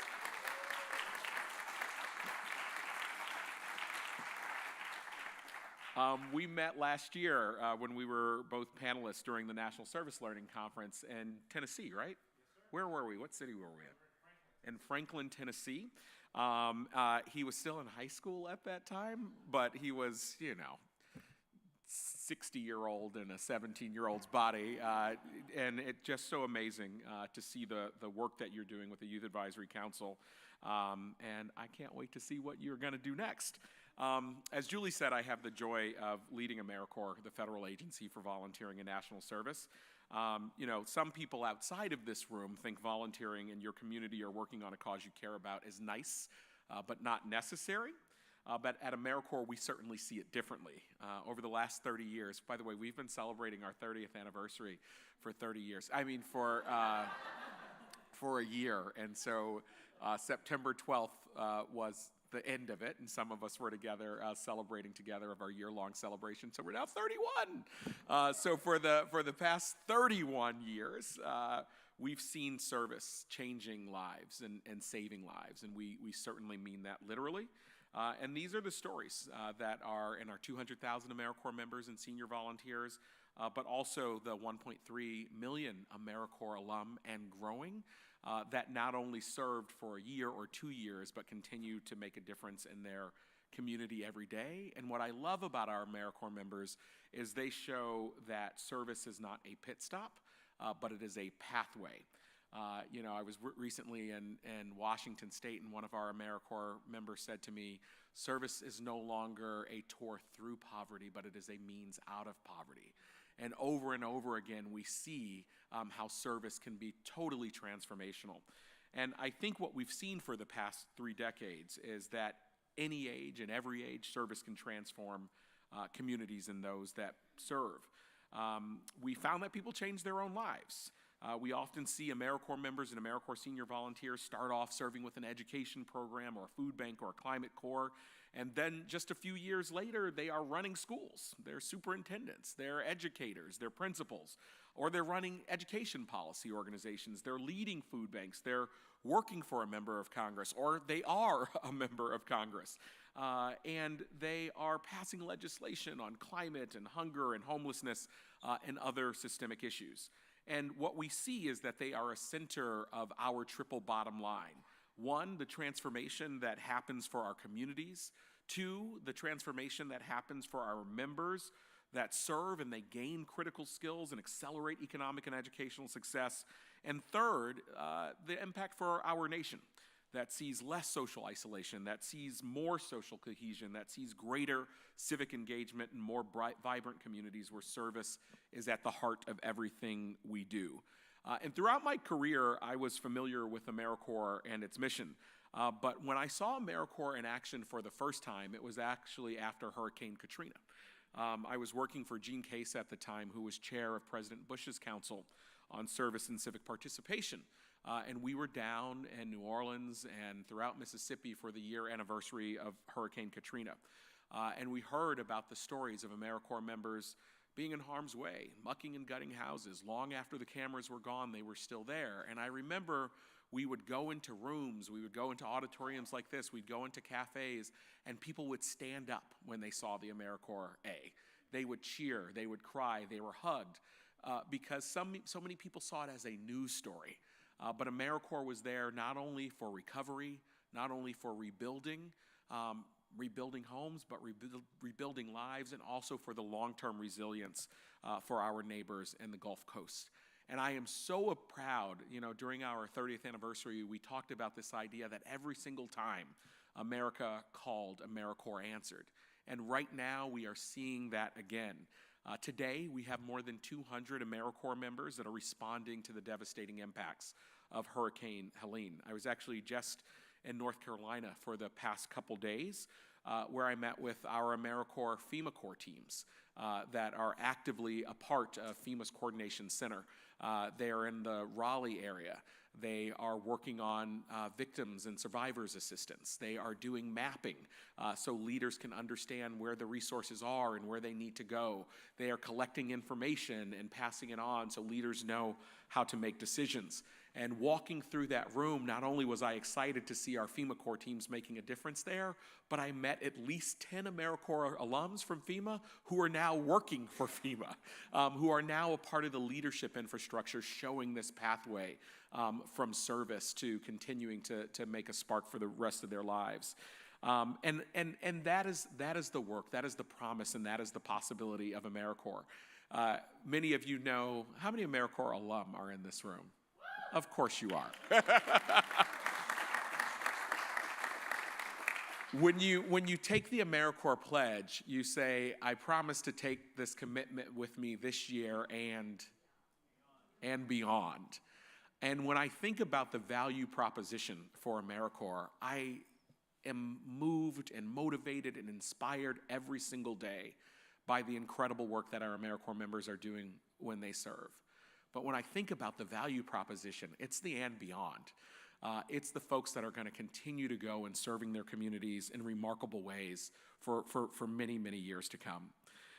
The other thing that I'm excited about is how service brings people together across difference, across ideology, across backgrounds, across income. Some of you might have seen the recent poll that showed that 70% of Americans agree with the statement that America has become so polarized that it can no longer solve the major issues facing the country, and that those differences will only continue to grow. That was up from 45% just in 2010, from 45% to 70%. And so I have the privilege every single day to witness this work in action, this coming together. I spend a lot of time with members of Congress.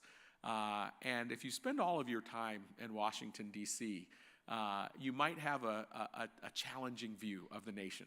And so when I'm with a member of Congress that might be having a sad day about how hard it is sometimes to get things done on the Hill, I say, come with me. I want to show you what America really looks like.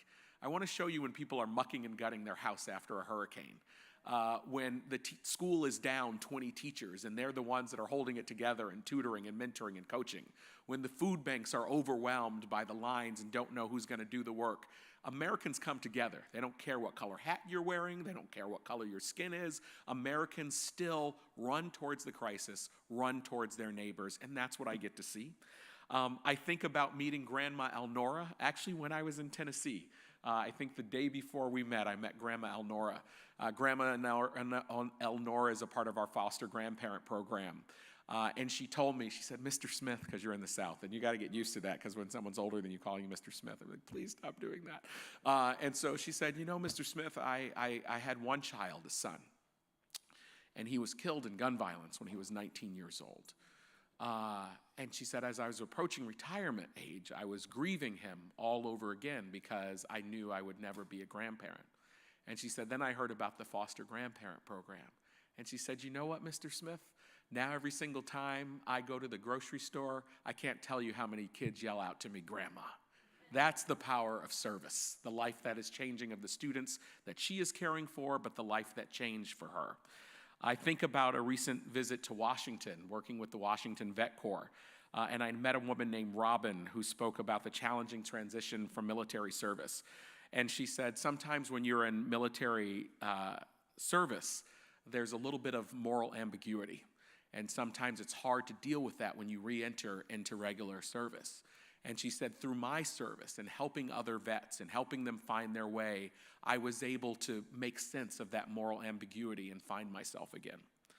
I think about a young woman that I met when I was meeting with Virginia Recovery Corps, which is an AmeriCorps program where almost every single AmeriCorps member that served has had some challenge on their own journey with recovery and substance abuse. And when I met Jasmine, she said to me, you know what? Every single door had closed to me because of my addiction. The only door that remained open for me was AmeriCorps, and then I cried. And you know, we talk about the challenges that are out there, but through the power of service, we can see how lives are transformed even while they are transforming lives. So when I look at where we are as a country right now, once again, AmeriCorps is showing how it can be that bridge over troubled waters. And I also see how service can be a pathway from charity to justice. Just like Dr. King said, whose name is on this library, that this impact shines in this room. And Dr. King reminded us of the words that the arc of the moral universe is long, but it bends toward justice. And it doesn't bend on its own. And while the connection between service and justice is absolute, it often can sometimes live in the shadows. And I am so glad that this room is bringing this out of the shadows. And I think about the folks throughout movements who continue to do that, and all of you are doing this work every single day. I remember before the Congressman Lewis passed away, being at a set of remarks that he gave, where he said, you know, so often people come to me and they say, Congressman, I am standing on your shoulders. And he said, do you know what I tell them? I say, get off my shoulders and get to work and get to good trouble. So I want to thank you all for being the shoulders that I can stand on, but more importantly, I want to thank you for getting off of the shoulders, for getting to work every single day and making sure that this nation, that our young people, that our seniors have the opportunity to experience the transformational power of service, that every single moment in our history has been the solution that our nation needed to solve our greatest challenges. So thank you again for who you are, for what you do, and making such a difference for our communities and our country.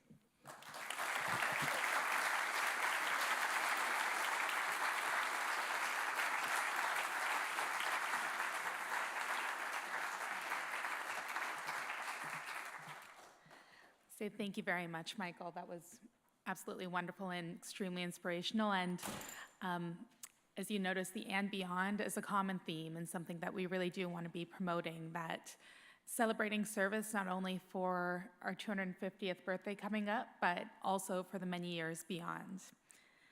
With that, we're going to be welcoming up our next panel discussion to the table here. These past few years, the National Museum and Center for Service has been partnered with a number of organizations to create toolkits and resources for communities across the country to launch their own exhibits of service. While we've been working to create these toolkits, we've also had a number of communities and individuals and schools launch their own exhibits and museums of service. I'm going to welcome Annette Wyklein, our DC project coordinator, to the stage here. She's been working with the YMCA of Metropolitan Washington and Rotary DC and DC Public Libraries to create the first community museum of service. Additionally, we're going to welcome Joanne Arnold, who heard about the concept of community exhibits of service and moved forward to bring them to her community as well. Addison Drennan, a student who's worked with Joanna. And then finally, Deborah March. And Deborah March is the author of that wonderful K-12 exhibits of service toolkit.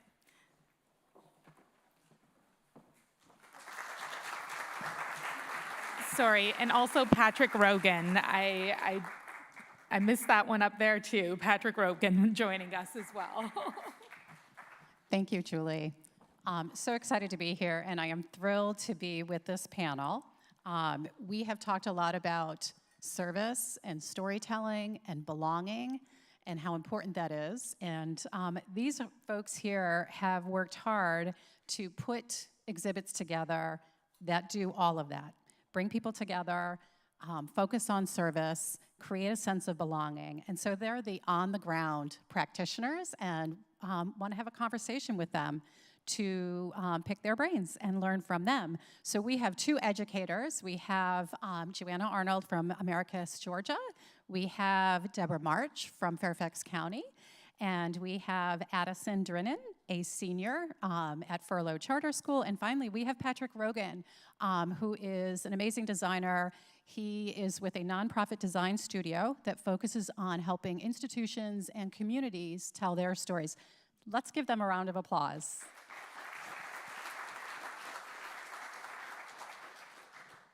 So I thought we would start with Joanna. She has an incredible story to share, and I'm not going to speak. I want to hear from you. Tell us about your students and the work that you have done in Georgia.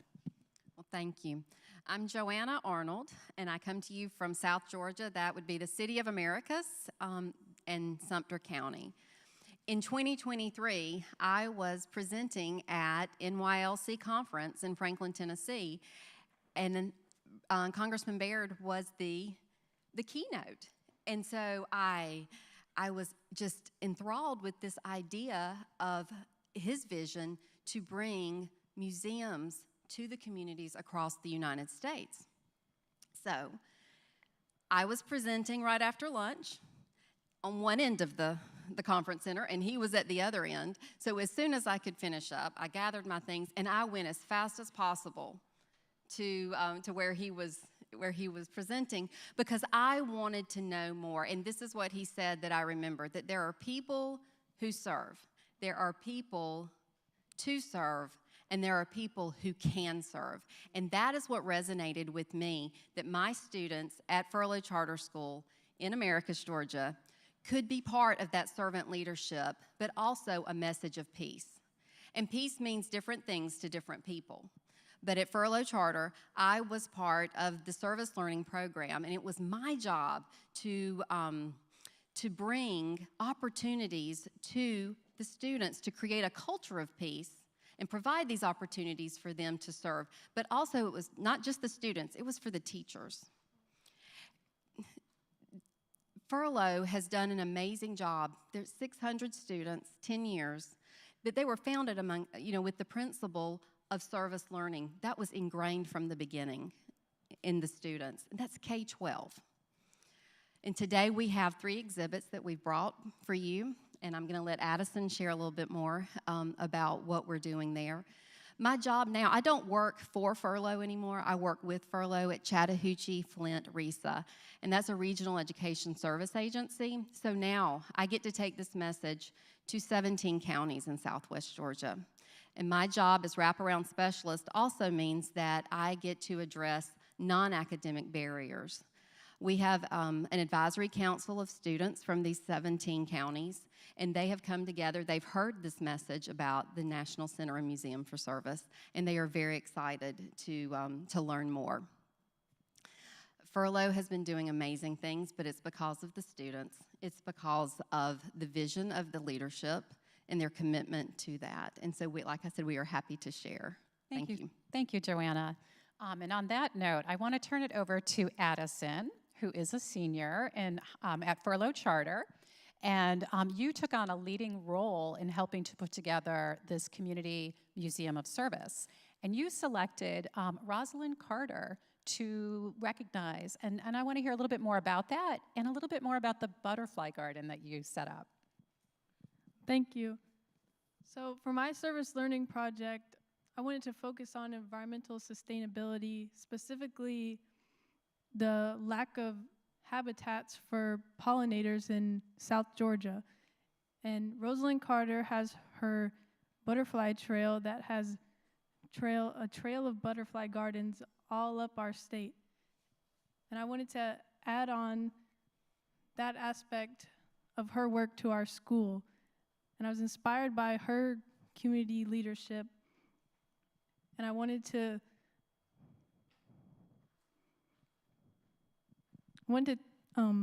thank her for that through our first banner and acknowledge something that a lot of people may not know about her through our museum.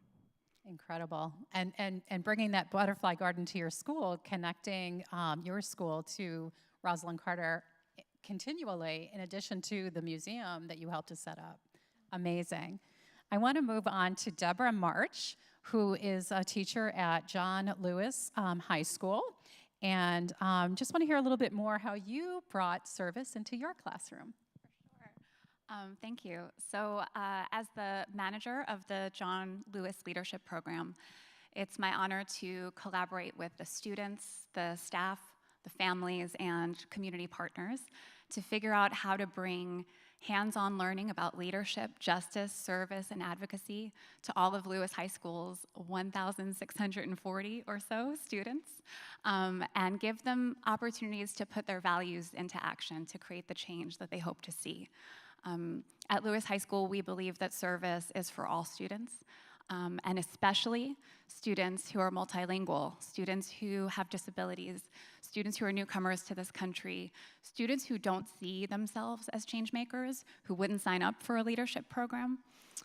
When you're a school who commits itself to service for all, and not just for the service for students who can identify a service opportunity, drive themselves to it outside of school, but really service for all, you become a school that's committed to transforming itself from the inside, to transforming what the ordinary school day looks like, and to transforming it with the needs and interests of the students at the heart. So that's been really exciting for me because it means that our students, as part of English language development or world history or health and PE, that they are taking action. They're putting their learning from those classes into action in meaningful ways.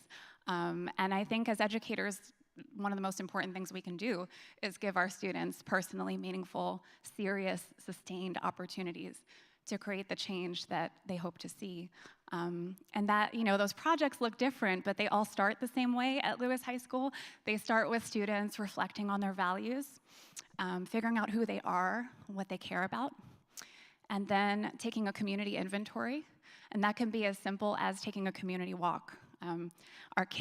Our students of all ages design field trips for staff and students. They identify places in the community where they feel strong, where they feel empowered. And they also identify places in the community that reflect our needs, some of our opportunities for growth as a community. And then they take us there and they tell us, right? They tell us what they see. We talk, we share perspectives. And at that stage, as educators, we're kind of researchers of the students' curiosity and passion. We're trying to notice what's sparking. We don't come into it with in health and PE, we're gonna do a service project on this. So sometimes it takes weeks and weeks to really listen to the students and see what's sparking. And last year, a lot of different things sparked, Food was a big spark.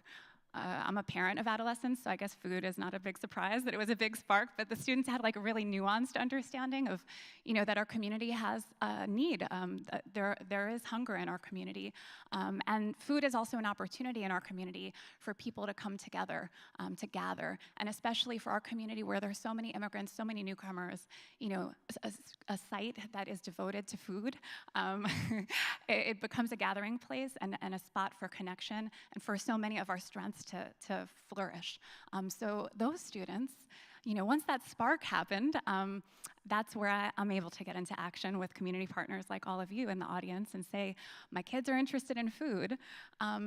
The Workforce Innovation and Skills Hub in our community came. They taught our students carpentry. Some master carpenters came out. Arcadia Farms came and taught our kids sustainable agricultural practices. Our kids interviewed their families. Our kids interviewed younger folks. We went to the elementaries and just tried to find out, like, what are the food needs? Something that really emerged is like some folks, the food is connected to their culture and that longing for like that dish, that, fresh produce that they can't get at Giant Supermarket, that they miss so much, and it's connected to their homeland. Our kids, during the school day, built more than 100 garden beds and built a community farm that you can come and visit along Route 1 right now to address the food desert in Springfield. So it's been a really powerful way to show that young people have the answers, right? The young people's perspectives are vital if we want to solve the most pressing problems of our world. And our service exhibitions are really a place to show everybody in the community what young people can do. So beautifully said, Deborah, and it's so inspiring to hear the ways that you're opening doors to younger people to connect with service in a meaningful way that matters to their communities. Fabulous. So Patrick, I want to turn to you because the question is, how do you take these amazing inspirational stories and turn them into exhibits? And I just want to say, Patrick helped us with the exhibits that you see on the stage and the exhibits outside, and we gave him a challenge, which was we needed exhibits that were inspiring. We needed exhibits that were inclusive and that were relevant to the community and yet affordable and portable. So he had his challenge put before him, and he handled it beautifully. So we'd love to hear from you. What do you recommend to people considering, when they want to create an exhibit that's meaningful? Well, first of all, I just think what we've done here, just creating these very humble exhibits, but filled with vibrant stories, is really a model for the process. And I go back to when I was invited into this conversation. Congressman Baird really offered a vision. So that's where we all start, right?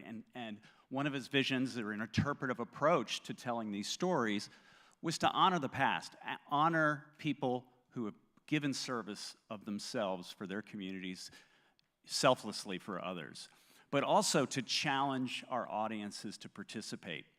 And for me, in recent years, what I feel like all my projects are connected, but what's sort of led me here is working with the Anacostia Community Museum and DC Public Libraries. And actually, this forum is a product of that collaboration that we brought into this conversation.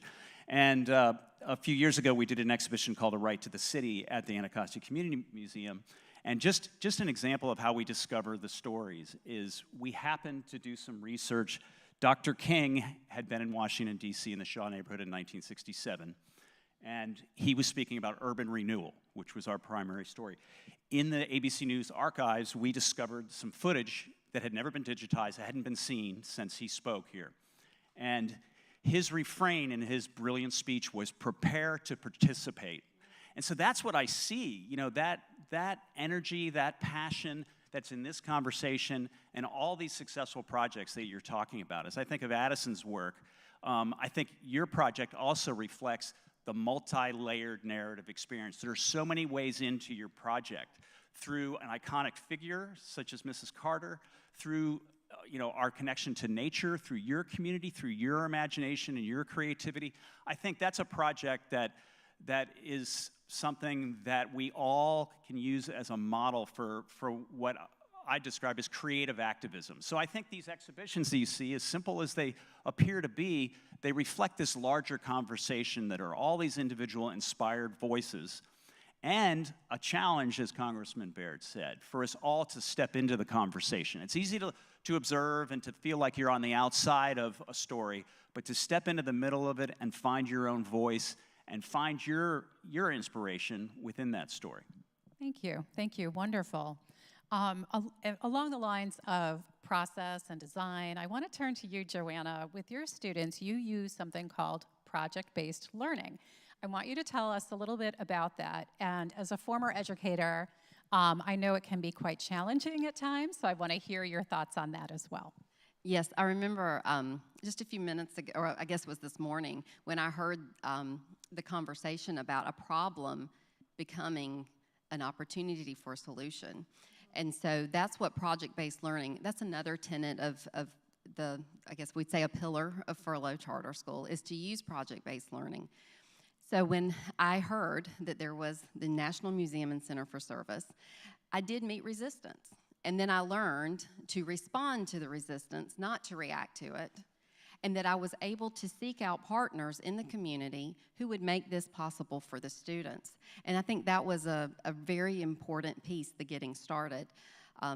If we know anything about implementation barriers, we know that we have to move from helping it happen to making it happen.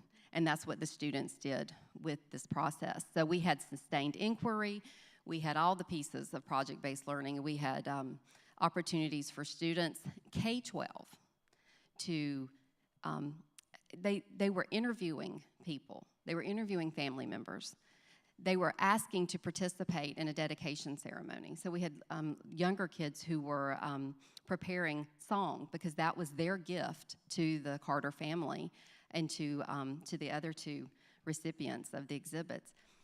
Students in middle school turned their project-based learning unit of science into a butterfly activity. And so what we had was a convergence of disciplines. And it was the creation of something new. And literacy was at the heart of it. Literacy was at the heart of it. And so what we had was an equitable access to text that became an equitable access to achievement. And I think that was one of the things that was most powerful. We are in rural Georgia. And so I'm going to say a lot of wonderful things about Furlough Charter, but also Chattahoochee Flint RESA works with amazing school systems. These are schools that are diverse. Furlough has over 10 languages spoken in the school, in size 600 kids, K-12. And so they were able to give their student voice and their choice in how to proceed with this. And I think those are that makes it a viable product, sustainable, but also it is portable. We know now that it will fit in the overhead compartment of an airplane to fly from South Georgia. We were crossing some fingers there. But all of those pieces come together and the students are elevated. And that's the purpose of all of this is student achievement. I love that. I love that answer. I love the focus on students and that it's student-driven and they connect to it. I wanted to ask you, Addison, super quick about the service credit part of your project. So at Furlough Charter School, to graduate high school, you're required to have 2 credits of service learning, and for me, that was 2 credits of over 60 hours of service, and I dedicated that to my garden project. And I think that part of service learning is really important because I have like a physical evidence of my project that the rest of the school can see and be inspired by, and that's important. Like, kids need to see themselves in other students to be able to know they can do it themselves. I can't think of a better way to say it, Addison. That is so true and so relevant and so meaningful in terms of bringing this to communities and to young people. So thank you for that.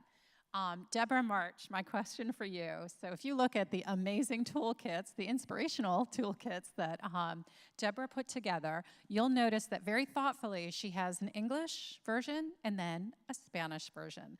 So my question is twofold. One, why did you do that? And two, what did that mean to your students?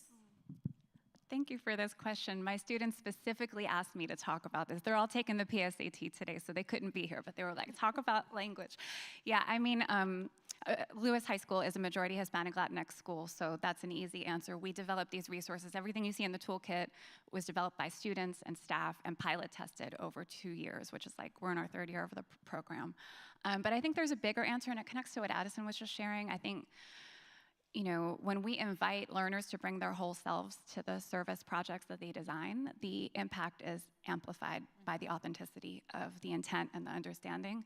And so, yeah, there are like multiple layers to this, right? Like our service projects at Lewis connect us to the community. Now, how are we gonna invite our community in and exhibit our service projects and give them a story of service learning that is English only? What does that say to our community about who serves and who is served?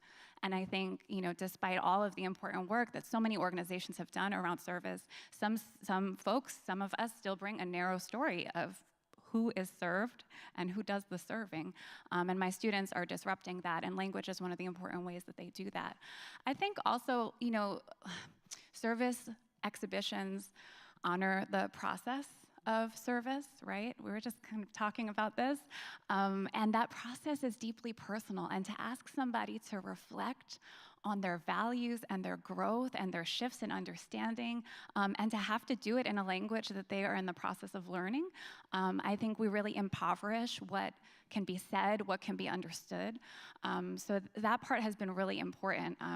You know, and some of our service projects have to do with language. Like one of the most powerful ones, a group of our newcomer students who were just new to my class, 3 weeks arrived in this country, designed a community building routine that all teachers in the building could use to welcome newcomers. And so this is something students can lead.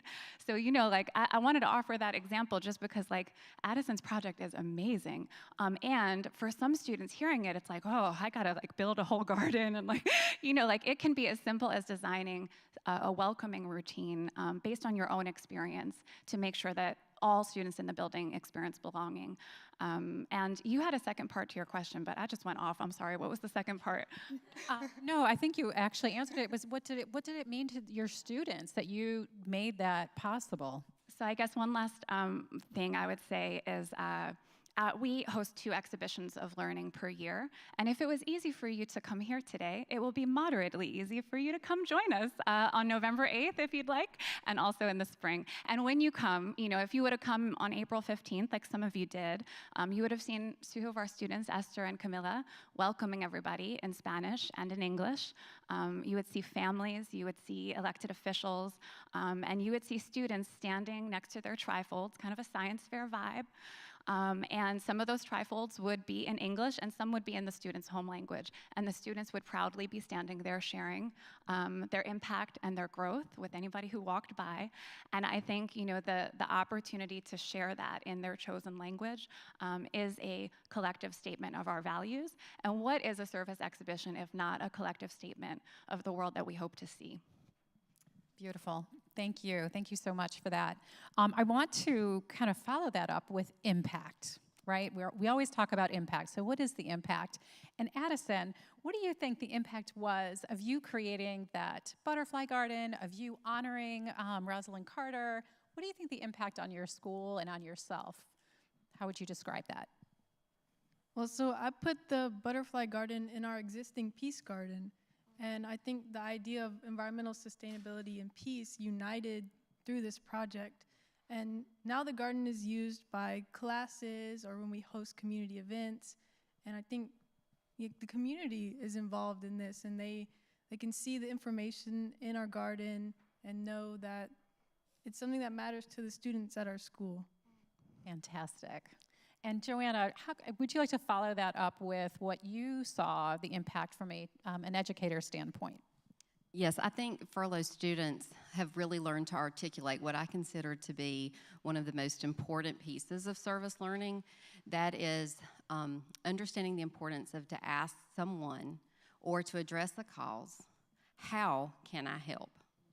Rather than responding or reacting with this idea of I want to help the way I want to help. And so through the garden projects, all of our seniors have capstones. This service learning runs K-12, but when you look at the exhibits that are located upstairs, you will see the first one was dedicated to Rosalind Smith Carter because she and former President Jimmy Carter are part of Sumter County and what a legacy that they have given our community. But the second and third exhibits were donated, or excuse me, the kids brought these ideas to me and they said, we want to recognize the Chief of Police for Americus, Mark Scott, and we want to acknowledge the work that the sheriff, Eric Bryant, has been doing because they were coming into the school and working with the children on youth gun violence prevention. So when it goes back to talking about student voice and student choice, the community members are rallying around the kids. They are addressing youth gun violence in Sumter County. And on November 15th, we will bring all of the students from the county into Georgia Southwestern State University for a symposium, but for an opportunity for the students to propose their peace projects, their service projects, and to get to know each other. But those two men have poured into the students. And so what we found was the intersection of the Museum for Service in Sumter with youth gun violence prevention. It's amazing. Thank you. Thank you so much for that. And Deborah, how about the impact on your students? What have you seen or noticed since you've started doing this? I mean, the opportunity to be of service to your community really changes your sense of who you are and your relationship to your school and your community. And now that I'm going to my third year, so I've seen some students now, you know, who were freshmen, now juniors. One student, Zane, is a senior because she skipped. And so I think about, you know, somebody like Caitlin, I'm gonna do some shout outs, is that okay? But like somebody like Caitlin who like in year one, like she was interested in just capturing the oral history of her mom, who as an immigrant, you know, in her childhood, had an undiagnosed learning disability and struggled. And Caitlin was interested in this because she herself has a disability and she wanted to, so anyway, I know an amazing professor, Wendy Manuel Scott over at George Mason University, who taught Caitlin and a few other students oral history skills, web publishing skills. It grew into this big project called Our Stories Matter. If you want to come see my trifold later, I'll happily show you and brag about my kids. But it grew out of, you know, one student's desire to capture her family's story, and it became an opportunity for students in Lewis High School to disrupt the narrative of Springfield, Virginia, by lifting up stories that maybe wouldn't be published in textbooks, that maybe wouldn't be documented in official records. But now, any researcher in the world can go to their story map and learn this diverse, student-authored story of our community. And you know, that interest in disability sparked something larger. Because this interest was there, our community partners connected us with the National Caravan for Disability, Freedom, and Justice. And they made us a stop on their caravan this year. So on September 9th, I think we might be the only school stop, the only student-run stop also, not to brag. And so, you know, disability rights activists, people who've been doing this work for 40 years came to our school. Caitlin grabbed the microphone, welcomed everybody. Oh, and we followed the caravan to the steps of the US Capitol to commemorate the Capitol crawl. We heard from people, one person in particular who had the experience of dragging her body up those stairs to protest for accessibility. And Caitlin was there, right? Along with 20 other students. And so, you know, when you talk about impact, I think about how, like, starting small, listening to students, giving them the space to try something new, and then giving them the space to share that story, it can spark something really, really life-changing. That's so incredible and so inspiring to hear, and there's just so much more that we could continue to talk about because your stories, each one I'm getting chills listening to, but we have to kind of bring this conversation to a close, at least for now, but it can be a conversation hopefully that's carried on afterwards. And I want to wrap it up with final thoughts. So Patrick, I'm going to start with you. And just what is one piece of advice that you would give somebody about creating a service exhibit, honoring and inspiring service, one thing you would leave them with, or maybe a challenge that you face that you want to give some advice on? Yeah. So as you've heard here, it's very much about process. And to create an empowering process that offers inspiration and joy and an opportunity to tell stories from the heart, I think we keep coming back to that, to create an audience experience that really gives our audiences the tools to find meaning. We have to find meaning ourselves. That's why I was saying, like with Congressman Baird's inspiration about, there's a big vision here, how a new museum will be represented in the nation's capital, but will reach out to communities all across the United States. And at those libraries, at those visitor centers, there's a local conversation that is really authentic and driven by our love for each other, our craving for a connection. That's what I'm hearing in all of these project stories that is so essential, because as far as the process goes, in our work, there are certainly linear, concrete threads, but we remind ourselves constantly that this is an interpretive art form.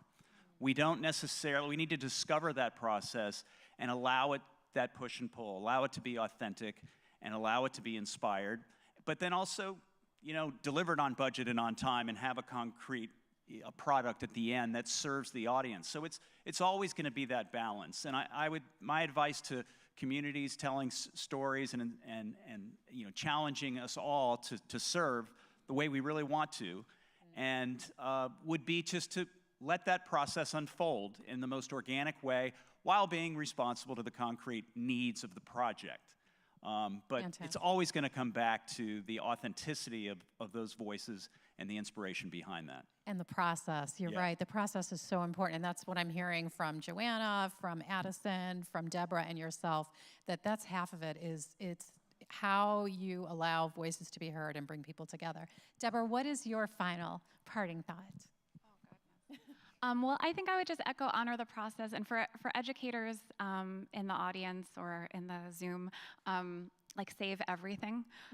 So I really mean it, because that process, those artifacts are really crucial to empowering folks to tell their story in their own way. And so I print probably 1,000 photographs a year. I'm using my school's color printer. Don't tell my principal. I'm just kidding. The principal's very supportive. But no, having those photos, those journals, the Post-it notes that kids, Project Zero thinking routines, if you don't know what they are, definitely Google that, but really powerful tools for reflection. I used to think, but now I think, and saving all of those artifacts really allows the young person to be the author of their story. You never know what was the moment in their journey that made that difference, not only for others in the act of service, but in their own understanding of themselves and the world. So the more that you can have really the tools that you're giving the students to tell a personalized story. Great advice. That is great advice. Addison, what advice do you have for all of us? From a youth perspective, I think before you can start the process, it's important to educate everyone on exactly what service means or could mean. And I think that's probably my most important piece of information. So important and so useful, because people may think differently of what service means. So that's really, really important. Joanna, I'm going to let you bring it home. What's your last piece of advice? Well, I think back to what I was saying in the beginning, that I finished up when I was in Franklin, Tennessee. I finished up and I made many, many, many steps over to Congressman Baird's area where he was presenting. And I think it was, that initial decision to move from helping it happen to making it happen. I think that's now our call to action, is for teachers to take the step of yes into doing these activities. It's for the community members. Rotary has been an incredible, incredible partner with us. Also Global Graphics, we had graphic designers that were working to design everything, but it's a step of yes that you have to take. You have to take the no's, you have to take the resistance, but you also have to be ready when people say okay. And that's what I am most grateful for. When I met you, when I met Julie, when I met Congressman Baird, Michael somewhere. Everybody was so gracious and willing and excited, and I think that's what our teachers need. Our students need people who are going to be gracious and are going to listen to them, and who are willing to take a step of yes out of their comfort zone a little bit, like today.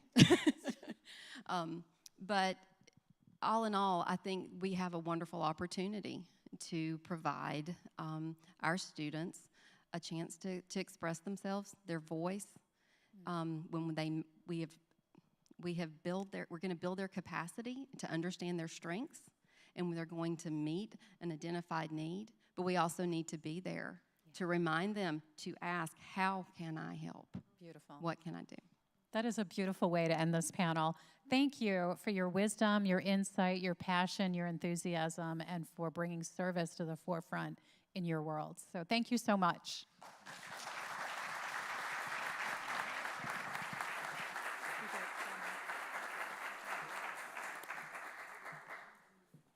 Wonderful. Thank you very much. And thank you, Patrick. Great. So the National Museum and Center for Service, we are very intentional in the creation of our tools, resources, and processes to do it in a co-creative process, to bring other organizations in, those people who are the experts in higher education, K-12 learning, and so on. We partnered with Campus Compact probably about 2.5 years ago and built a design team made up of a number of educational professionals from higher education institutions to create the Higher Education Museum of Service Toolkit that I've already plugged in a few times, available online, available to have a look at outside here as well. And in that process, met a wonderful woman named Yakovia Andrews, who works at Georgia Southern University. Georgia Southern University is now going to be on their 3rd year for their Campus Museum of Service. And Urkovia was actually going to be filming a video today to share with everyone. However, they were impacted by the hurricane and were not able to do that of their Museum of Service. What I did want to note is that they, alongside of the physical exhibit, have an online Museum of Service too, as is for low charter schools. So I would like to invite anybody who would like to go have a look at it and say thank you and celebrate Georgia Southern University for the implementation of the Campus Museum of Service.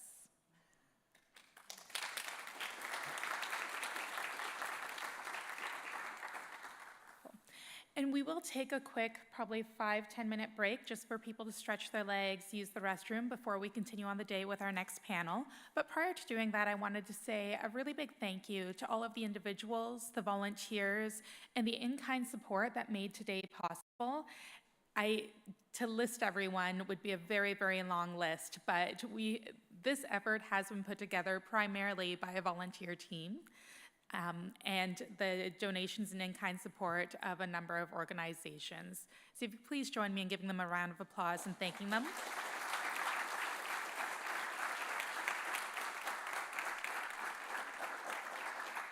And with that being said, we are going to take a quick break before we return with an absolutely wonderful panel followed by an inspirational keynote to round off the day. Please make sure you are back in your seats at 2 o'clock.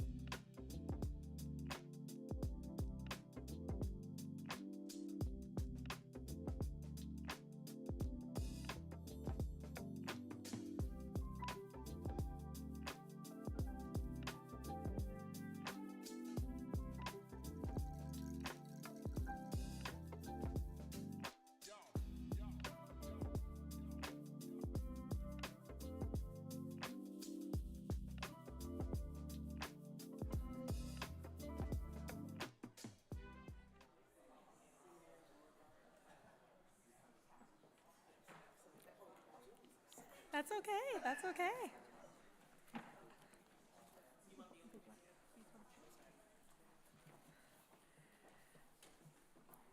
All right. Hello, everybody, and welcome back.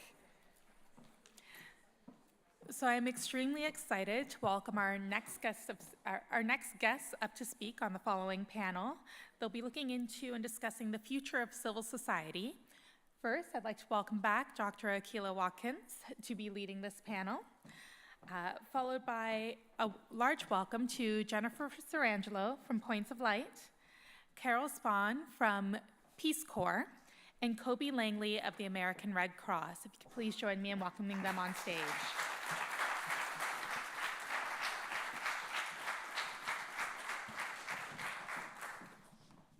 Thank you so much, Julie. And I'm particularly excited about this panel, partly because we have such amazing leaders here. Also, we're going to spend some time really talking about the significant place that service plays in our overall democracy. And, you know, ways in which we can help strengthen the role that service plays and make it more central to American life. And so I just want to read off a few statistics first, and then I want to bring the panelists in. I would love for you all to just start by introducing yourselves. But before we get to that, just to share, according to AmeriCorps, an estimated 23.2% of Americans, or more than 60.7 million people, formally volunteered with organizations between September 2020 and 2021. In total, these volunteers served an estimated 4.1 billion hours with an economic value of $122.9 billion, right? So that's something we should be, yeah, right? And this was in the middle of COVID, too. IS reported the value of a volunteer hour to be $33.49 in 2023 through our value of volunteer time research. And finally, volunteering connects. We heard from Michael Smith a lot about bridge building and the role that volunteerism plays in that. Service is a way to combat social isolation also. We're hearing this more and more. Our Attorney General talks about the state of isolation and how it has adverse health impacts on Americans. And so there's a clear need to find ways to bridge and build social connections. So we wanted to bring some of these stats into the conversation before we turn to our esteemed panel. But Jennifer, let's start with you. A little bit about what do you do, and for the question, what significant place does service have in our social fabric and democracy? Do you want us to introduce first? Yes, introduce and then first, we'll yeah. answer the question? Okay, great. Well, hello, everyone.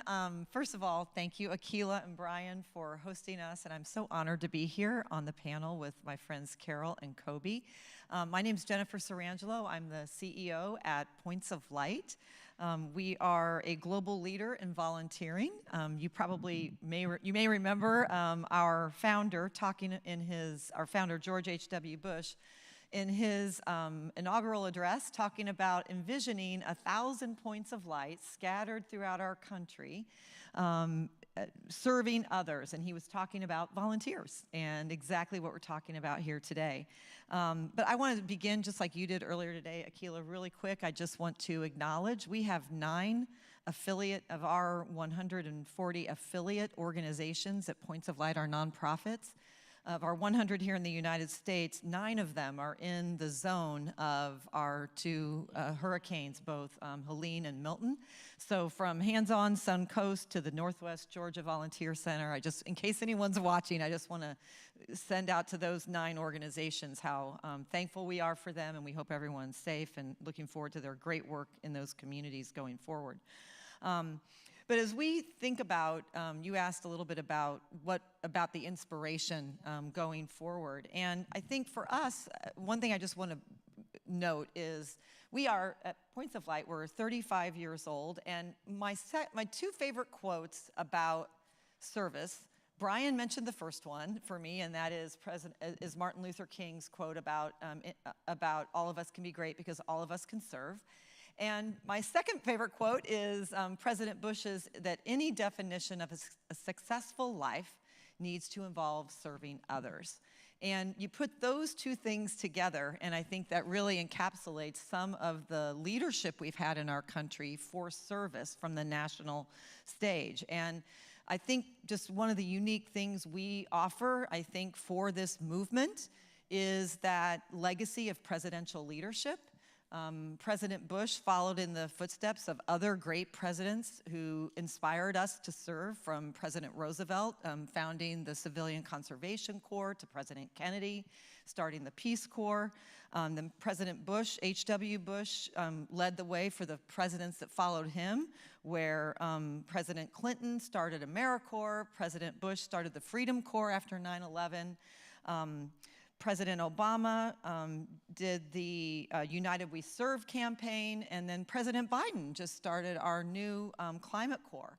So we are really fortunate to have that level of presidential leadership, and we look forward to that going forward. And from our point of view, that's one of the essential elements that makes the U.S. different than many of the other countries around the world. Thank you so much, Jennifer. Hi, great to be here. Thank you for having me, and to my fellow panelists, and to all of you. Really appreciate you taking the time to be here, and your commitment to celebrating service, honoring service, and inspiring service. My name is Carol Spahn. I'm the director of the Peace Corps. Peace Corps has the very modest mission of building world peace and friendship. And we believe that that happens one relationship across difference at a time. And it happens by working side by side in countries around the world. We've been in 143 countries. We have 240,000 Americans who have served in the Peace Corps.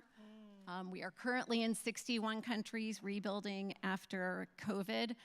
And it is really the essence of people-to-people diplomacy. So part of the question was about our social fabric and about democracy and about diplomacy. And I think I have the best job in federal government, because I get to talk with foreign leaders around the world, young people around the world, Americans of all ages who are serving in the Peace Corps, and who are part of the magic that happens when people suspend themselves, truly suspend themselves, learn another language, learn another culture, and embed themselves in a community for 2 years. And I get to hear U.S. ambassadors talk about how important that is to U.S. diplomacy, because people in other countries know that not only does America care, but Americans care. And it is a lifetime connection that 2 years of service turns into a lifetime. One of my favorite quotes was from Tocqueville, when you talked about what significance does service have in our social fabric. He said, "I've seen Americans making great and sincere sacrifice for the key common good, and 100 times I have noticed that when needs be, they almost always gave each other faithful support." That was in 1835. So this is part of who we are, and even though it's hard to see sometimes when we're feeling despair over the great number of challenges we face, we have a can-do attitude here in America, and that is such a part of what defines us.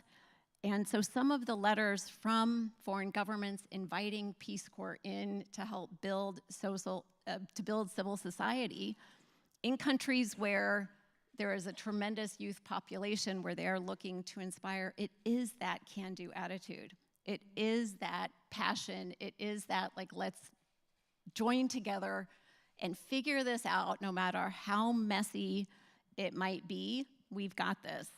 And that's what I've seen again and again and again in the United States, whether it was the JFK call to action when 10,000 students showed up at 2 a.m., on the steps of the university, and he gave an impromptu speech really inspiring people to action. I think we need a call to action at that level right now, today, to bring us together around the 250th. I think it's a tremendous, tremendous marker. And I was joking with some folks this morning who are much younger than I am that I do remember the bicentennial. And it is a powerful moment. And I think we just have to seize it and lift up, and we can get past this period of divisiveness and polarization and come together not only across difference in the United States, but also across borders. Thank you so much, Carol, for that inspirational message and reminding us that service is woven into the fabric of American society. So Kobe, a little bit about the work that you do, and to our question about the social fabric and democracy and the role that service plays in that. Well, first, I want to say thank you for the opportunity to be here with this esteemed panel. Amazing leaders in the service space. I truly am honored to have the opportunity to be here with you. So I'm from the American Red Cross, Division Vice President, and of course, our mission is to alleviate human suffering in the face of emergencies through the generosity of our donors and our volunteers. You know, our work over the course of the years has really been centrally focused on enhancing and improving the ability of communities to become resilient and to respond to disasters and emergencies through the power of volunteerism. Yeah? And this concept and this idea is continually being challenged through a variety of different social ills and divisions that we have in our country. But I will tell you this, I just got back from Asheville in North Carolina, was onboarding a couple of volunteers there. 3 teams of AmeriCorps NCCC were there. Now, I don't want to give away my age, but they looked like they were in their teens. But they were highly motivated, highly energized. They came to serve these communities that they knew nothing about. They were all from Mississippi. Excuse me, one was from Utah, and the others were from teams were from Mississippi. And it just demonstrated to me in that moment, 3 days post-disaster, where thousands of people lost their homes and hundreds have lost their lives and potentially many more, that here are these young national service-oriented youth who are willing to come in the midst, really, of a disaster recovery in order to serve their community members. And it reminded me of the power of volunteerism in that moment to create unity and bridging. And to the extent that we have the opportunity to talk about it today, this is one area where I think we do have the chance to recover the spirit of volunteerism and community service in our country. And I think we can do that through expansion of volunteer opportunities in extremely intense and in sometimes just simply transformative service opportunities. Thank you so much for that, Kobe, and thank you for the work that Red Cross is doing to be the emergency response for many families on the ground. Thank you so much. So, you know, we're talking a lot about volunteerism and service, but one of the things we have come to realize in the independent sector is that volunteerism creates one of the best pipelines into the nonprofit sector, right? So when we think about where many leaders in the nonprofit sector originated or how they got into the work, many of them started as volunteers. I know I did. And we see a lot of AmeriCorps, Peace Corps folks. So let's talk a little bit about that. Let's talk about how do we think service and volunteerism contribute to the American workforce and talent pipeline. And I use nonprofits, but we can actually look even wider than that. And so, Carol, let's start with you on this one. Thoughts? Oh, I have so many thoughts about this because I also get to talk to a lot of employers who look for the kinds of skills that Peace Corps volunteers bring. But I want to point to a 2024 LinkedIn study that asked employers broadly what they are looking for, particularly in the age of AI. The #1 skill, adaptability. The other kinds of skills that made the top 10, communication, customer service, leadership, problem solving, all of the skills that when you are thrown into a situation that takes you far outside your comfort zone without the resources that you might typically have, You have to get creative. You have to learn to think on your feet. You have to be a self-starter. All skills that employers are looking for. But the one that struck me most was from someone in the biotech industry, high tech. And he said, I look specifically for people who have served in the Peace Corps. And I said, well, that doesn't make any sense because they are often out in rural communities in the middle of nowhere without access to electricity. So they are most certainly not keeping up with the latest technology. Talk to me, tell me more. And he said, what we are about is trial, quick failure, and turn around and try something new. Peace Corps volunteers know how to fail. It does not throw them off. They accept it, they own it, they move on, and they try something new. And that kind of innovation and creativity is what we need.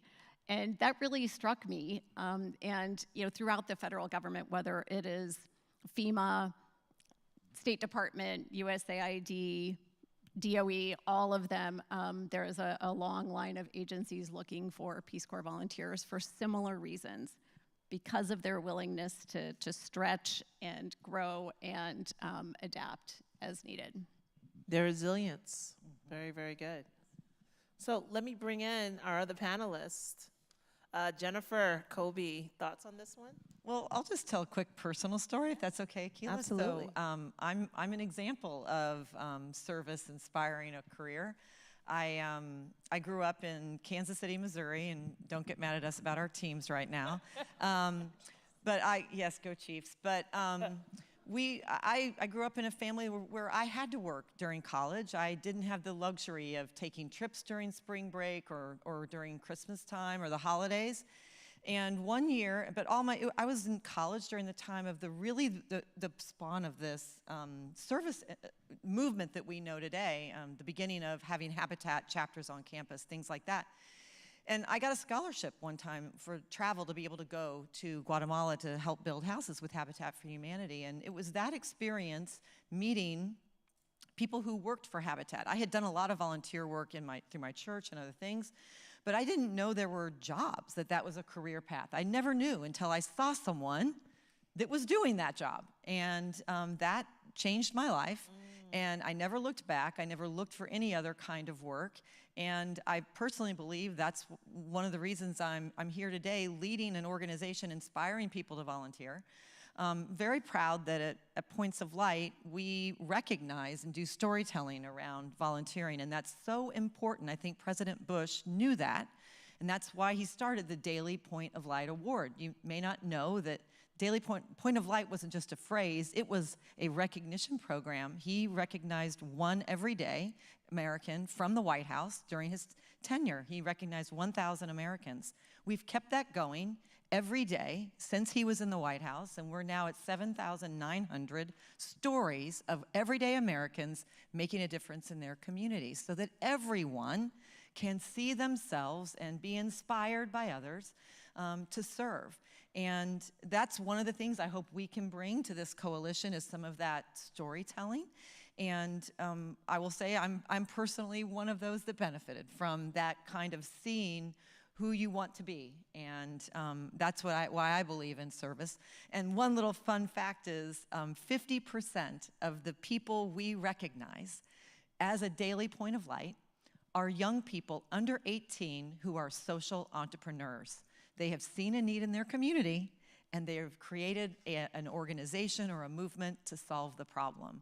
And that's the kind of ingenuity we have in the United States. That's the kind of stories about young people that we can be telling. And they aren't waiting to get a job. They're creating, just like you and your friends, Akila, not waiting, but they're ready to serve now. And if we don't hire them, they're gonna create it themselves.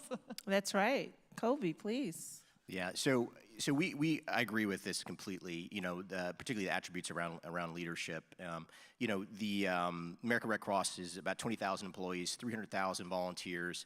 I intentionally look for people that have served in national service, AmeriCorps members who actually just signed an agreement with Michael Smith 6 months ago to be an employer of choice for national service, I'm looking for those type of people in our organization. I'm also looking for military veterans.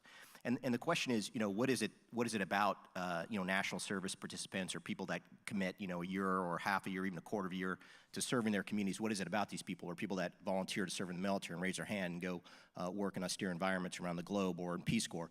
What is it? Well, it's three things. One, it's resilience, for sure. I agree with you there, absolutely. You have to become both mentally and physically resilient in many different ways in order to work through the challenges that you've been presented in these service opportunities. It requires leadership, because oftentimes it's a small team, and the small team is usually looking for and seeking very specific direction and leadership and guidance, so everybody gets a chance to lead in a lot of these service opportunities. And then lastly, I would say the most important attribute for any employer, I personally think, and maybe other employers here will agree, ability to work with other people, teamwork. Some of the biggest human resources challenges we have as employers is in finding people that can actually work together. That's right. Yeah. So these are important attributes of national service and volunteerism and working in organizations like the military that push you to exhibit these attributes, but also to grow them, that make you exceptional employees. So one thing that I heard is that in a lot of ways, volunteerism helps to expose you even to different types of jobs. I don't know about you all, but when I was growing up, and I grew up in a working class family in New York, the list of jobs that your parents told you can be wasn't that long, it wasn't that extensive. But when I started volunteering and, now you can see, oh, I didn't realize I can be a COO, or I could develop programs all my life, or I can go help communities that have just went through a natural disaster. Like you didn't even know these were possibilities until you started to see them and volunteer. So, well, one of the challenges we hear a lot today in terms of volunteering is, how do we get people involved, right? So we have heard, we've seen the volunteer numbers slump a little bit during COVID. We're all challenged with getting more and more volunteers for our organizations. I think Congressman Beard talked about military service and where those numbers are, how they didn't meet their goals this year. And I, even know AmeriCorps, Peace Corps, we're struggling to get Americans to volunteer. What's stopping them? What are some of the barriers? Kobe, let's start with you first. So this is a real serious issue, Yeah. and I do want us to pause for a moment and think what this means for the future of our country. During COVID-19, the American Red Cross lost approximately 50% of our volunteers. So we went from about 300,000 to 150,000. We're still rebuilding that volunteer workforce. But volunteerism as a culture does so much for the mental health of our population. It does so much to reduce polarization, civic and division, and hate. John Gompertz and David Eisner wrote a really interesting paper about a month ago that talked about the impact of volunteerism on reducing social isolationism, polarization, and hate. There's social science around the shoulder-to-shoulder volunteerism that lets you actually see each other as human beings, right. That can have a dramatic impact on some of the civil discord that's happening today in America and will continue to happen unless we grow volunteerism in order to heal our country. It's critically important that we grow volunteerism, not just because of the work that the people do on an everyday basis, but because it can unify our country. I think that call to action in particular may be a way to encourage more everyday Americans and other people around the world to give their time, their energy, and their effort to help heal this nation. I think the pitch, the call to action matters. People want to do something with their lives, and in particular with their volunteer time, that's meaningful and impactful. I can't think of anything more meaningful or impactful right now than healing our country. Thank you. And Kobe, if I can just, so pitch is one of the things you said, hey, we need to do a better job at pitching why we need people to volunteer. And all of the intrinsic benefits. What are some of the challenges that are stopping Americans right now, though? And not just Kobe, but I wanted to pick up on this, but please. Well, I can, from our studies of volunteerism at Points of Light, there's a number. It's actually, I agree with you that this is a very serious issue. If not, I agree with everything that's been said here about the isolation issues and certainly polarization and the need for bridging. The third reason I would say this is critical right now is the needs of our nonprofit organizations. At Points of Light, our 100 affiliates in the U.S.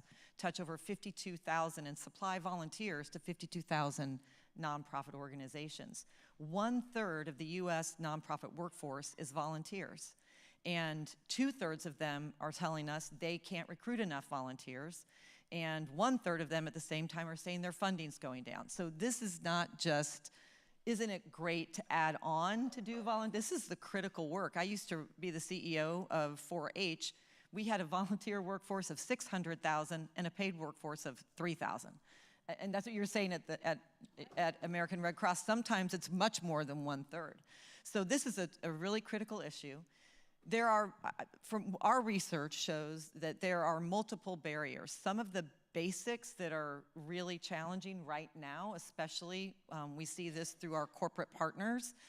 We have about 200 of the Fortune 1000 that work with us on their employee volunteering. Even there, where there is paid time off, they're struggling to get folks out to volunteer, even where there's paid time off. So there's definitely a cultural norm of kind of hunkering down. We drilled that into people for 3 years, so there is a psychosocial here. A second one is the number one reason people volunteer is because someone asked.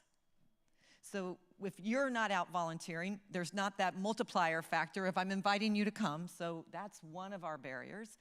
And then we have the real barriers of resource. So it's my time resource, I don't know where to go, I can't, like for me, as I mentioned my story, I couldn't take the time off. I had to work in college to pay for my bills, so I didn't have that luxury until I got help, a scholarship. So I think those are what we see as, you asked specifically what are the barriers.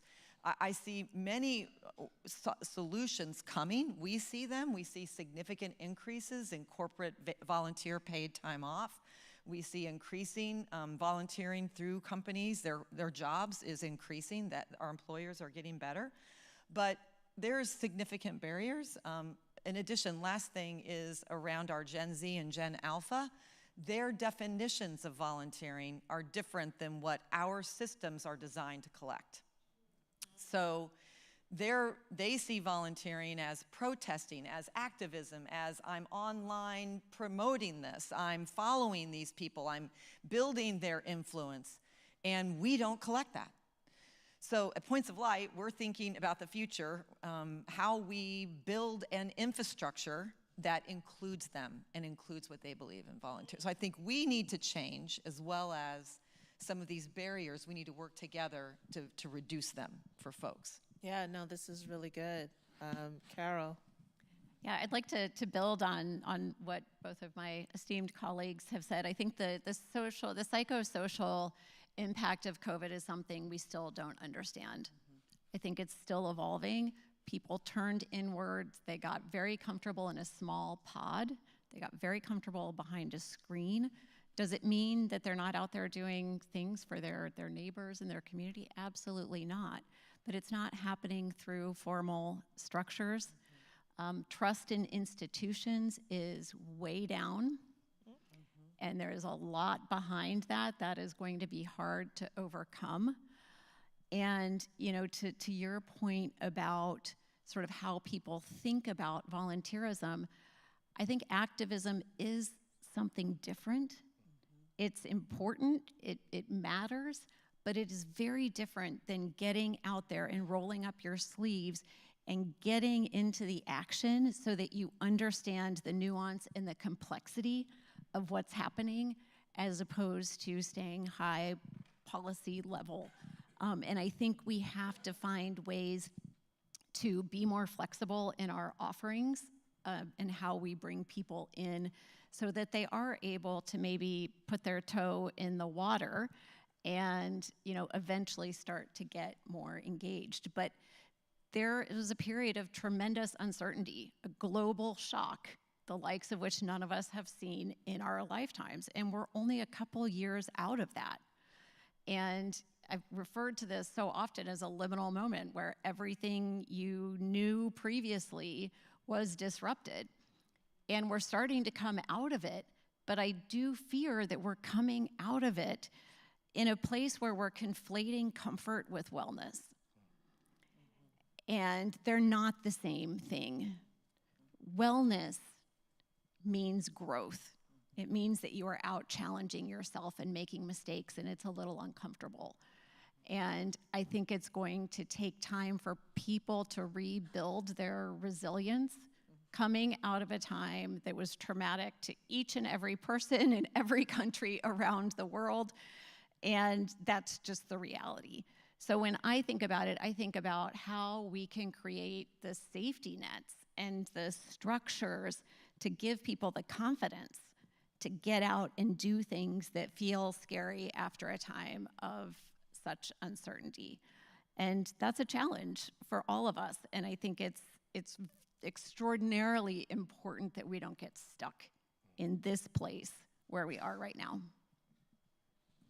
Keela, I just want to say one more thing, and Carol, I think your insights are really spot on. And when I think about my niece, who's 18, 19 here, she's here in Washington at GW, and you know, she is used to frictionless everything, right?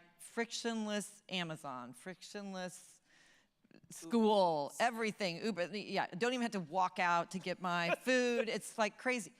And I think about, I'll be honest, I'm going to put this on Points of Light and others like us. It is not frictionless to volunteer today. It is not. And it's not that we need to make it that easy, because I think your point's really well taken, Carol, and I think I'm going to be thinking about that, about the comfort isn't wellness, and we need to think about what that looks like, I think, in volunteering. But I just want to, there's so many cultural things that we are not yet, I believe, our volunteering infrastructure, it has not kept up with the way people activate, the way we live today, to be honest. I'm kind of shocked sometimes that we have as many volunteers as we have. At least in 4-H, where I was, they had to fill out the pack of paper. It was so much, and then you had to go to these trainings, and it's a lot. And we're gonna have to adapt, and that's what we're looking at is our affiliates that are really doing a great job of that. How do we scale that? So I don't know, Kobe, I'm sure you have it with Red Cross. Yeah, please. No, this is exactly correct. So our systems in organizations, now we're dynamic. I think personally, we're pretty dynamic. But we are a 161-year-old global confederated nonprofit organization, right? And so our systems aren't necessarily as quickly adaptable to the new volunteer needs of this generation. So right now, as we sit here today, there's 20,000 people that are sitting in the queue waiting to volunteer in order to support Hurricane Helene in the American Red Cross, right? And we're working through those applications and through those processes to get them on the ground to help these people who really need our help. We have the opportunity to put people to work in the way they want to get put to work, but you have to be quick. And you have to meet the needs that are defined by that particular volunteer at that particular point in time, or they're on to something else, or to your point, they're back in their computer, behind their computer in the comfort zone. Right? So being able to actualize in near real time to put volunteers to work in ways that are meaningful and impactful to them, you've got a very narrow window in order to do it, and our systems have to be adaptable and engaging enough in order to provide those opportunities. So no, this is, and I invite you all to continue to lean in because we get this question all the time. How have we shifted, especially post-COVID, around volunteering? When I thought about volunteering, I think about going to do something for someone else, and I don't necessarily get like a direct benefit from it. I get an intrinsic one. So every year at Independent Sector, we go and we volunteer at a local nonprofit. One of our members, last year we did a local soup kitchen, and we all just went, I brought my kids to volunteer.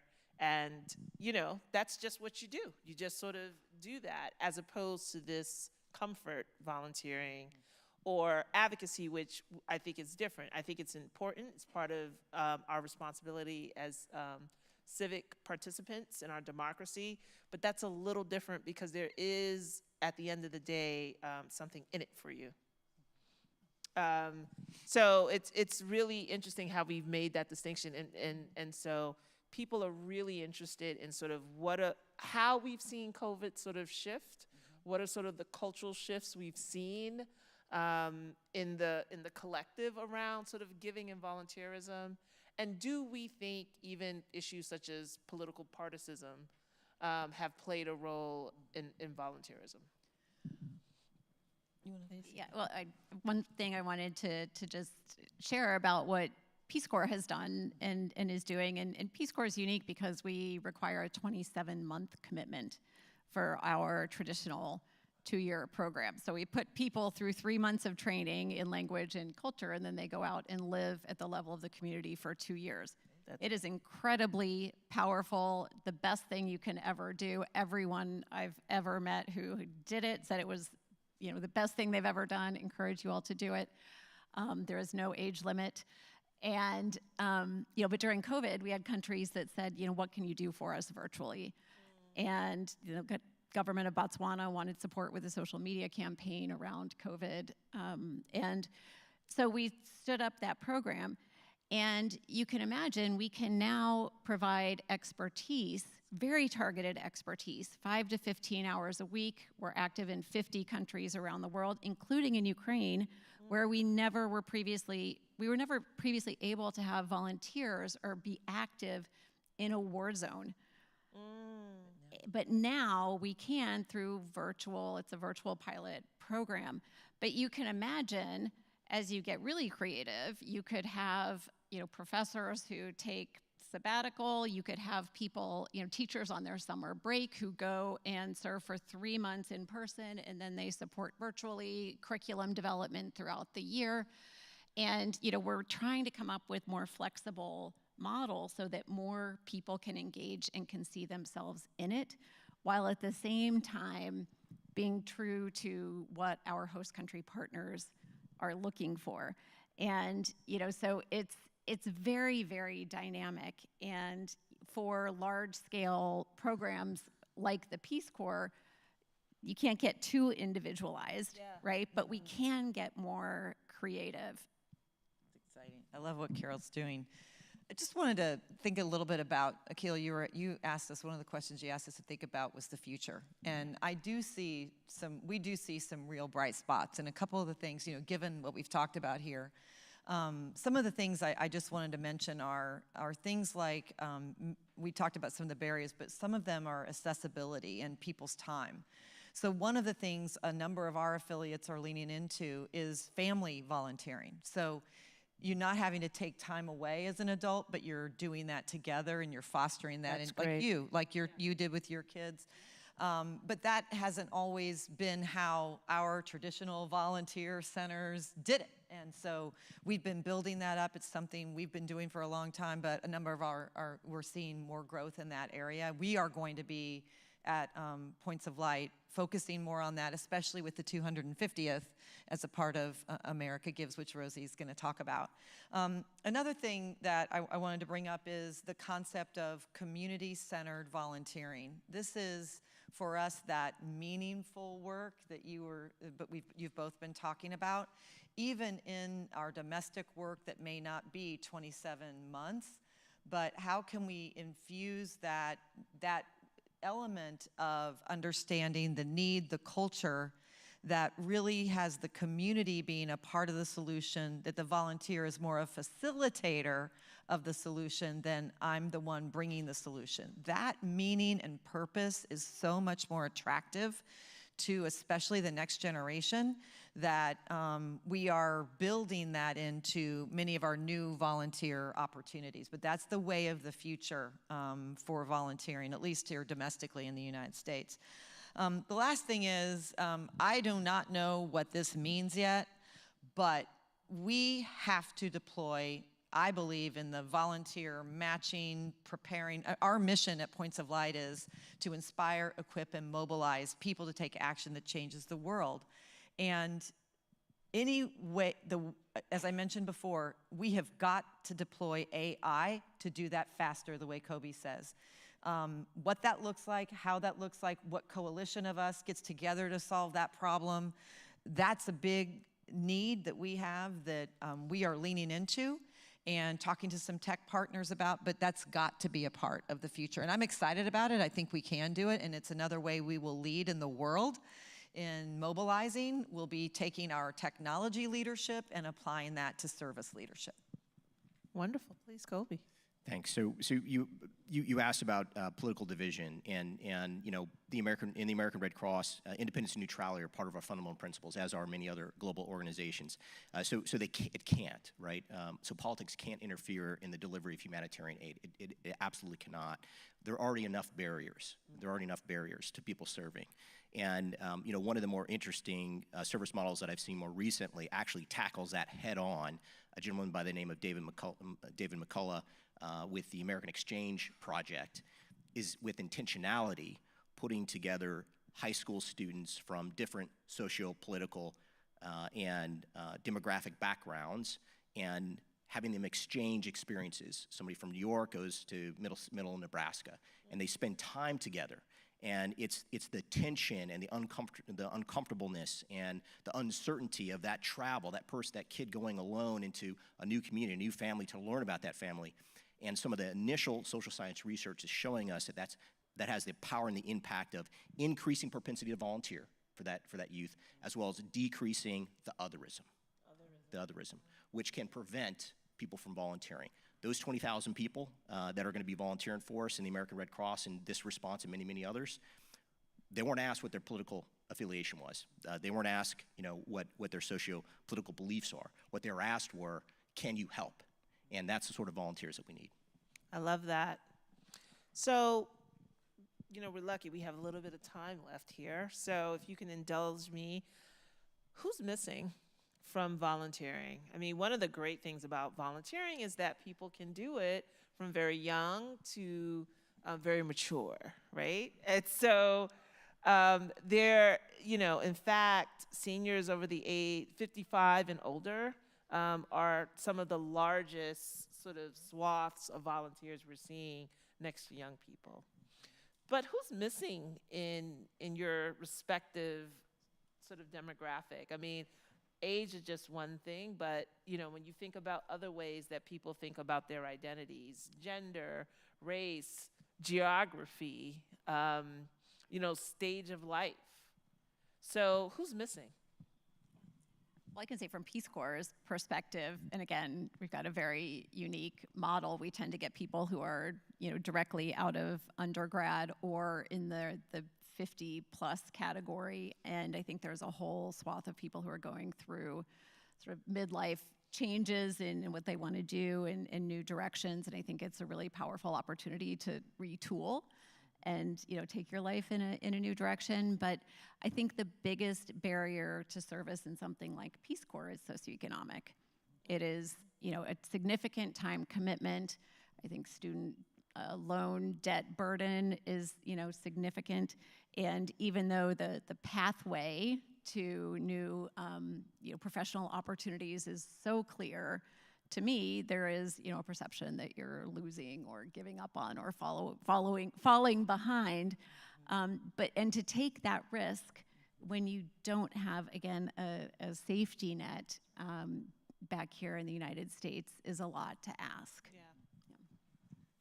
Yeah, I agree. I think for us and for many volunteer organizations, it's the same answer. It's the folks that are right in the middle, early to mid swim work life, right? Folks that are in that bucket, they just don't have the time. They're raising their kids, they're getting college funds ready, they're working, their 9-to-5 jobs.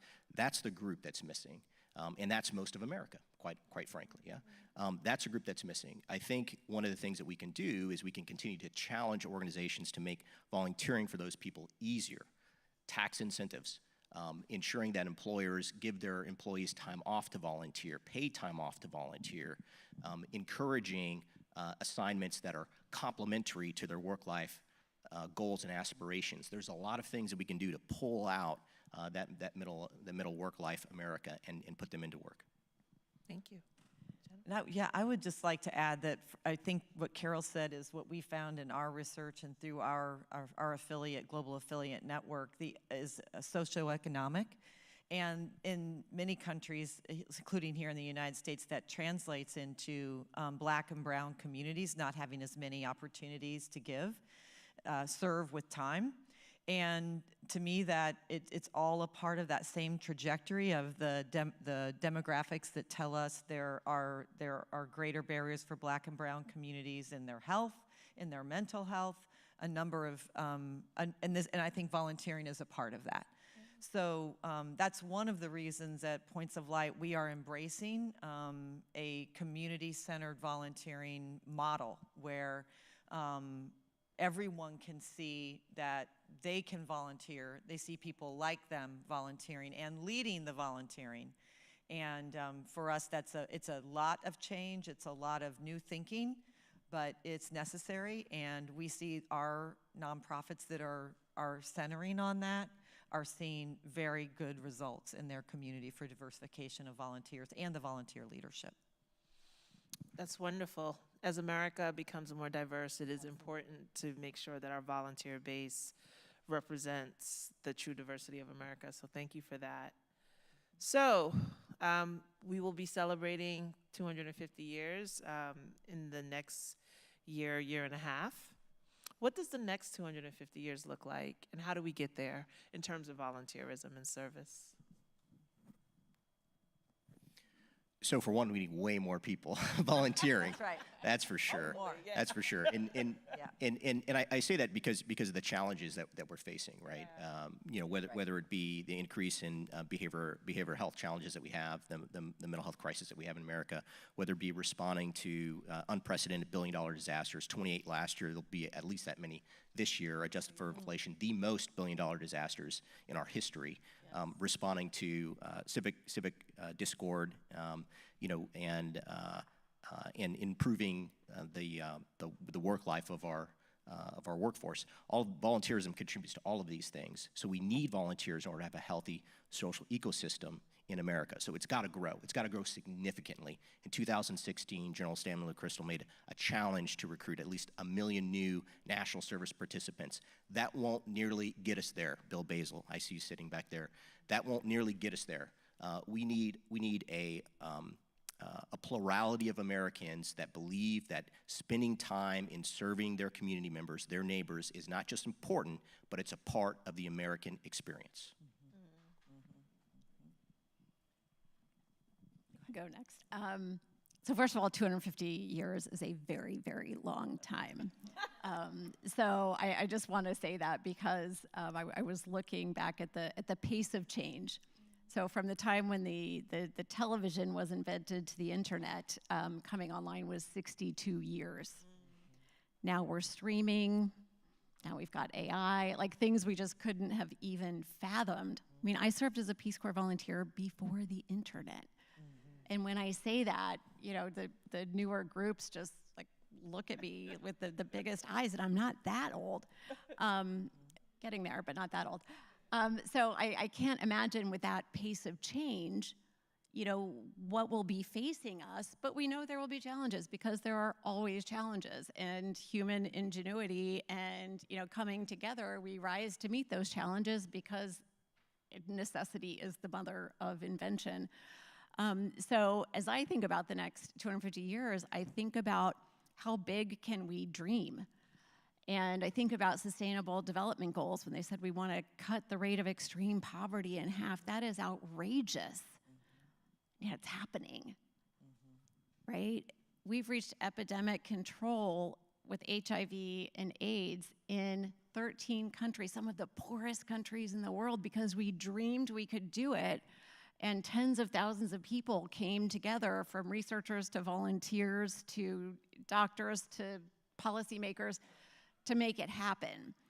So as I think about the next 250 years, I think about let's dream as big as possible, and people will come forward. They want to be a part of it, and we can do that. We've just got to make the dream big enough and invite people in ways that they can see themselves and be a part of the solution. Well, my vision for, 250 years from now, I do agree with Carol, it's going to be totally different. We won't even know what it looks like, and I'm very excited for what that will be for our country. But I hope that a part of that, our vision would be that volunteering, Kobe, you kind of said it, but I just want to reiterate it, is that volunteering isn't just considered something that's a nice to do, but that it is, an essential part of, being either, I don't want to even use the word citizen, just being a member, belonging to the community. That it is not seen as extra, it's not seen as, oh, aren't you so great that you're doing that? It's something that's basic. Of course we're doing that. That's a culture change. So I envision a culture change. I think that's actually why President Bush used the bully pulpit of the White House. He envisioned something. He decided to, recognize everyday Americans every day from the White House. And some of the cool stories about that are every time he would fly on Air Force One, he'd land on the tarmac. His advanced people would make sure those points of light were standing there. He'd shake their hand before he even started his presidential business.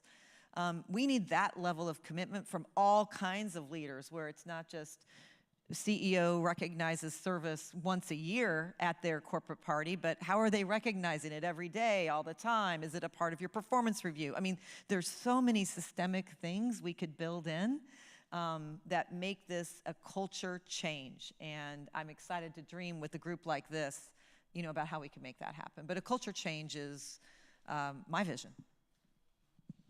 Well, I want to really thank the panel again for your sage insights. And again, this is an important topic to all of us, and really appreciated how you were able to articulate some of the toughest challenges the sector is facing, but also hope, and also a vision for the future of service and volunteerism in America. So with that, we will conclude the panel, and thank you again, panelists. Thank you.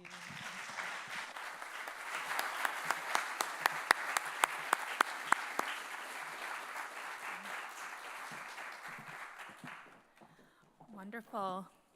Thank you very much. Really, truly inspirational panel. Thank you for all of your insights and wisdom. I know something I'm taking away from that is the need to invite. And I'd like to invite everyone to join in this and us on this journey, but also the need to actively invite people to participate and to come on board. So with that being said, we have a large birthday coming up, America's 250th birthday, semiquincentennial. Practice that one. And for that, I would like to welcome our final keynote speaker for the day, the chair of the America 250, Rosie Rios.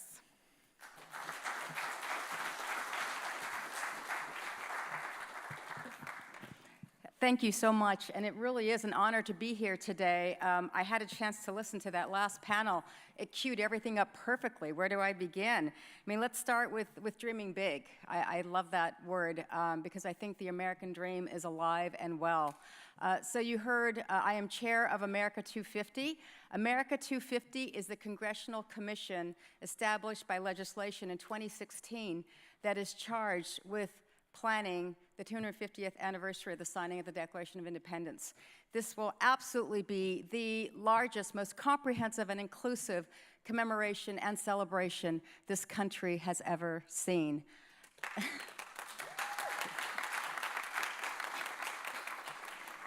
But we have our work ahead of us. And certainly what you heard today, I love what was said, Carol, Jennifer, Red Cross. Thank you so much. In fact, you probably, I don't know if you know this or not, but actually Carol and Jennifer are actually partners with us at America 250 for something I'll be talking about called America Gives. But what we are trying to accomplish, and just to give a little bit more background, this commission is a 24-member commission, 16 private citizens, 8 members of Congress, all appointed by the House and Senate majority and minority leaders. So we are bipartisan. I like to say we're all partisan, nonpartisan. And we've hit the ground running, if you haven't heard. I was appointed by Senator Schumer in 2018 onto this commission. I was appointed by President Biden as chair 2 years ago. And in the last 2 years, almost exactly 2 years since my first meeting as chair, hopefully you have heard that we have hit the ground running and we have an enormous amount of programming already established. And so for me, this isn't just about a fireworks show in 2026 on July 4th. This is a journey, and it's a journey that perhaps our country has never been through before in terms of what it means to be the oldest democracy in the world. And more importantly, what do we want to be 250 years from now? Now, I think 250 years goes like that. I don't think it's that long. I mean, think about it this way. That is, you know, it's 83.3 years, right? So that's 3 human lives away. That isn't that far. So I hope I got that math right. I remember the bicentennial like it was yesterday. Who remembers the bicentennial of 19? Thank you. All right, so I know our ages. So I was almost 11 years old at the time. I was a 5th grader, and I remember it like it was yesterday. I remember taking a field trip to the Freedom Train at the Oakland Amtrak station. I remember seeing on our black and white TV the tall ships coming through the New York and Boston harbors. I still have my bicentennial quarter from 1976. In fact, it's with me. As an 11-year-old girl, 25 cents was my life savings. But what I remember most about that evening, I mean, look, my parents came from Mexico to the United States in 1958. They came to Hayward, California, where I was born and raised in the Bay Area, what is now Silicon Valley, because my dad was a seasonal migrant worker at the Hunt's tomato factory there in Hayward. Now, my mom ended up raising all 9 of us as a single parent, somehow sent all 9 of us off to college. So I am the American dream. My kids are the American dream. And what I remember on July 4th, 1976, is it was a cloudy night in Hayward, California, but those fireworks were never brighter. I remember thinking to myself that the world was my oyster. I remember thinking to myself that anything was possible. If my parents can leave everything behind and come to this great nation for this land of opportunity, that's exactly what I felt on that night. That's exactly what I want my kids to feel. We all know this next generation of millennials and post-millennials, you're talking about the future. What do they feel? They feel cynicism. They don't trust institutions. They don't see their future. And that's why, in my opinion, this is as much about the future as it is the past. And most of our programming actually focuses on this next generation of leadership. So in my first year of chair, we got our house in order, if you will, and we started focusing on programming. I am thrilled to say that this last March, the full commission unanimously approved our programming. Our playbook is now in place. We launched officially into the public domain last July 4th with an initiative called America's Invitation. We launched in the great state of Wisconsin intentionally. Nice purple state. This is not about DC. This is not just about Philadelphia.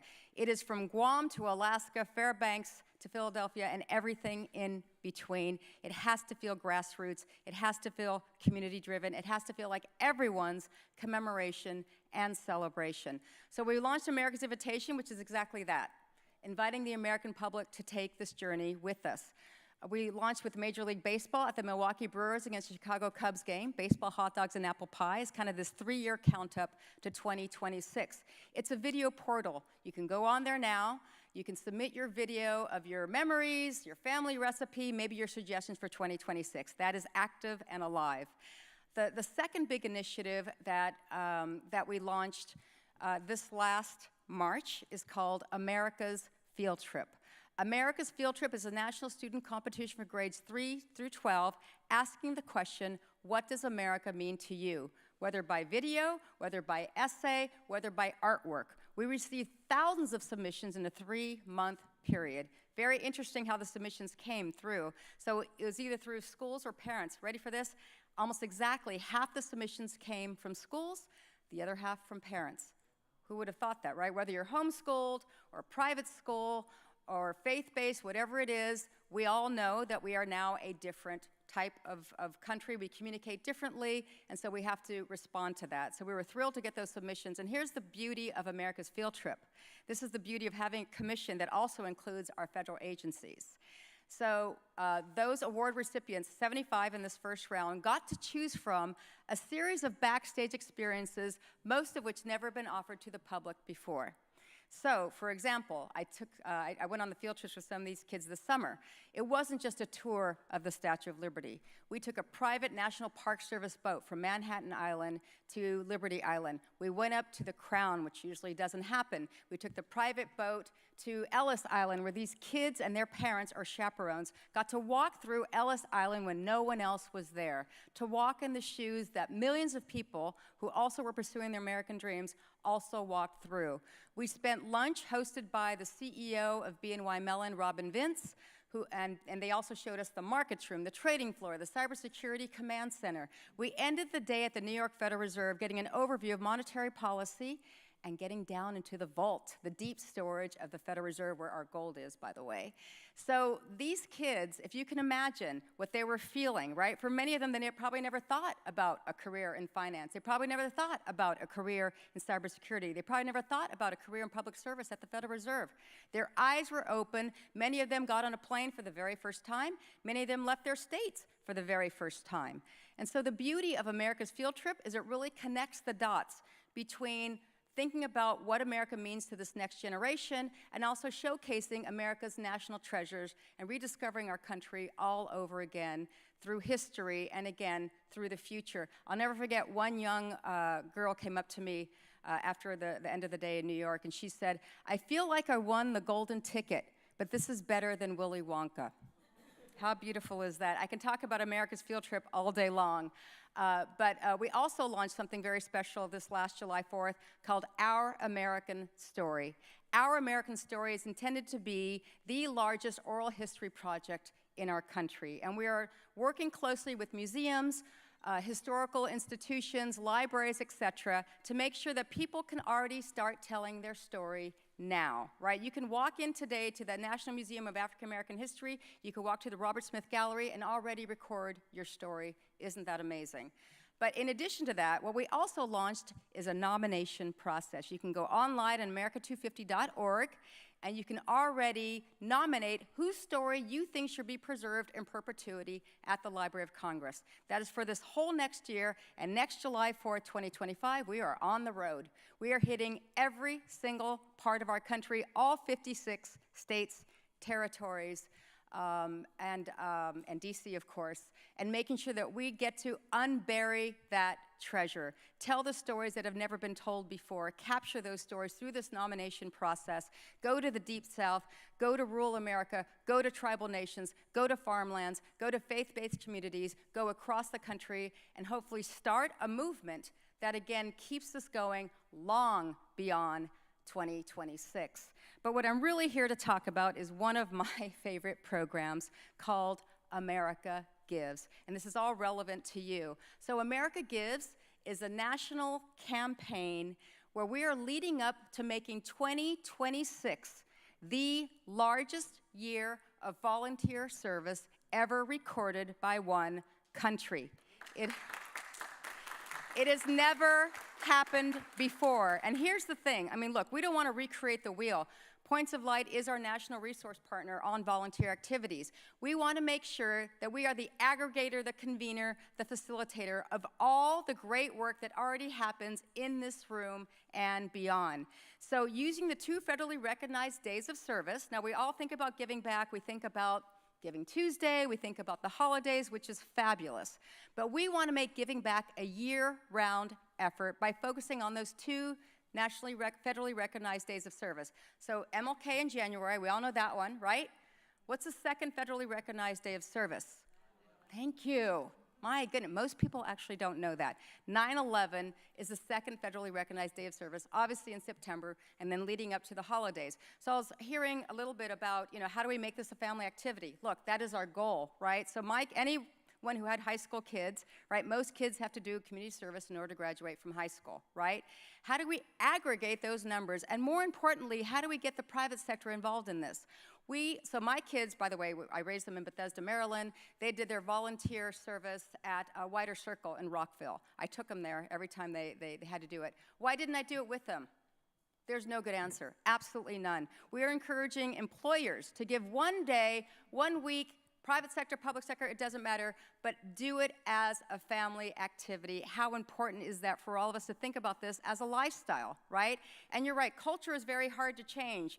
And consumer behavior in general is very hard to change, except for when there's a shock to the system. The pandemic changed everything, right? That was our big shock, right? That's when you saw a lot of things changing. This is our opportunity to create those moments of connection that we are missing. What you will find about what we're doing, it's very physical, it's very interactive, and it's very much about thinking about others and connecting the dots across the board. And if you think about a millennial and post-millennial, anyone born in the mid-90s or later, right, what is their sense of connection? What is their sense of physical interaction? It's very, very different. But what happens when you actually touch something, the tangible, right? Your brain synapses go in a different direction. You're now in that third dimension where you can actually feel.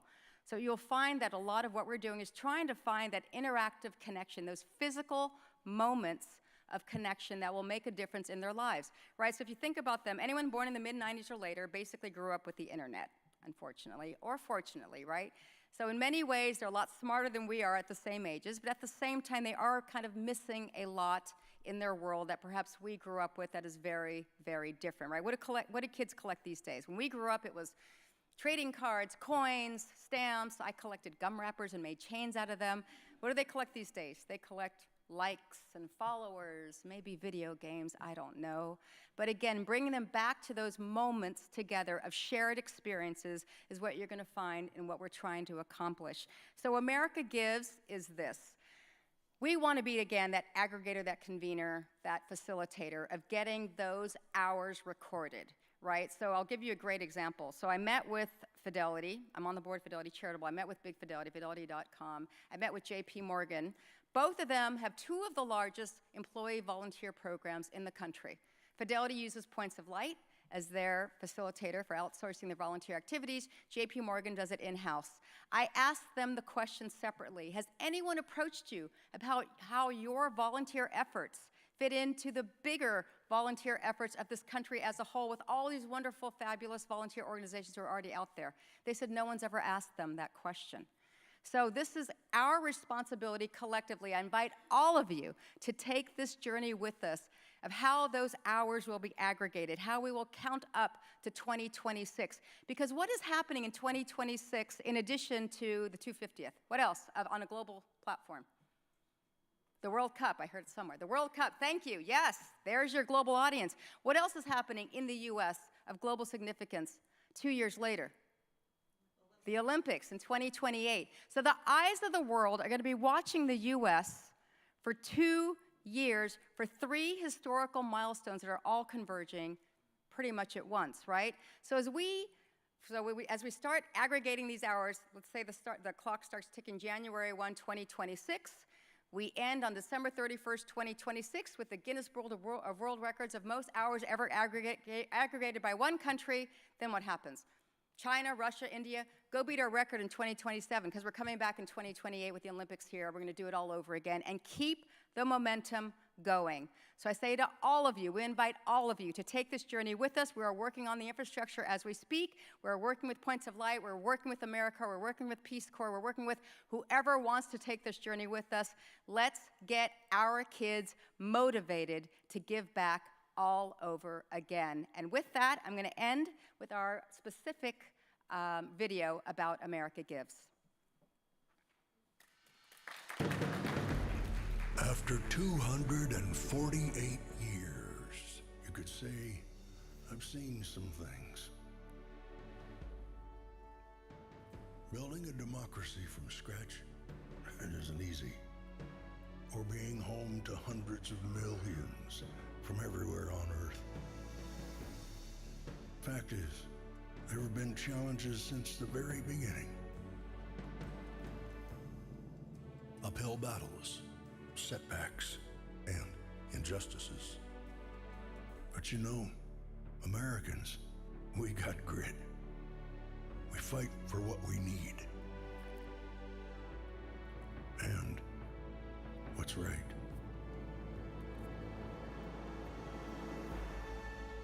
What we want for the next generation. We take care of each other when it gets rough. We inspire each other. Innovate together. Get the job done. And create so much opportunity. Heck, that's probably why folks have been inspired to come here for so long. And now, we've got a pretty big anniversary coming up, the big 250. In honor of that, we invite you to add your story to our American story. We're coming to every state, to cities, large and small, and even just down the road a piece. We're coming to hear from the people who make our communities special, unique, home. The American story is all around us, and we need your help to find the people that make that story come alive, to discover the folks of all walks of life who make us America. So nominate someone you know, and we'll come, record their story, and tell it to the nation. Your story is the American story. And together, we'll build our American story. If I can correct one thing, that was actually Our American Story video, not Our America Gives video.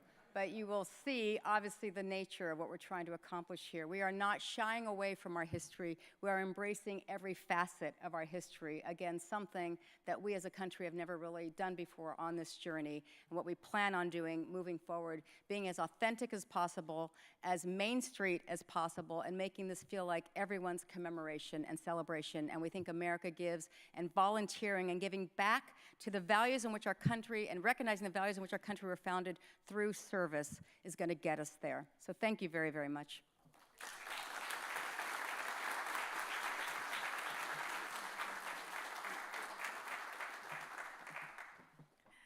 Thank you very much, Rosie. Really appreciate it.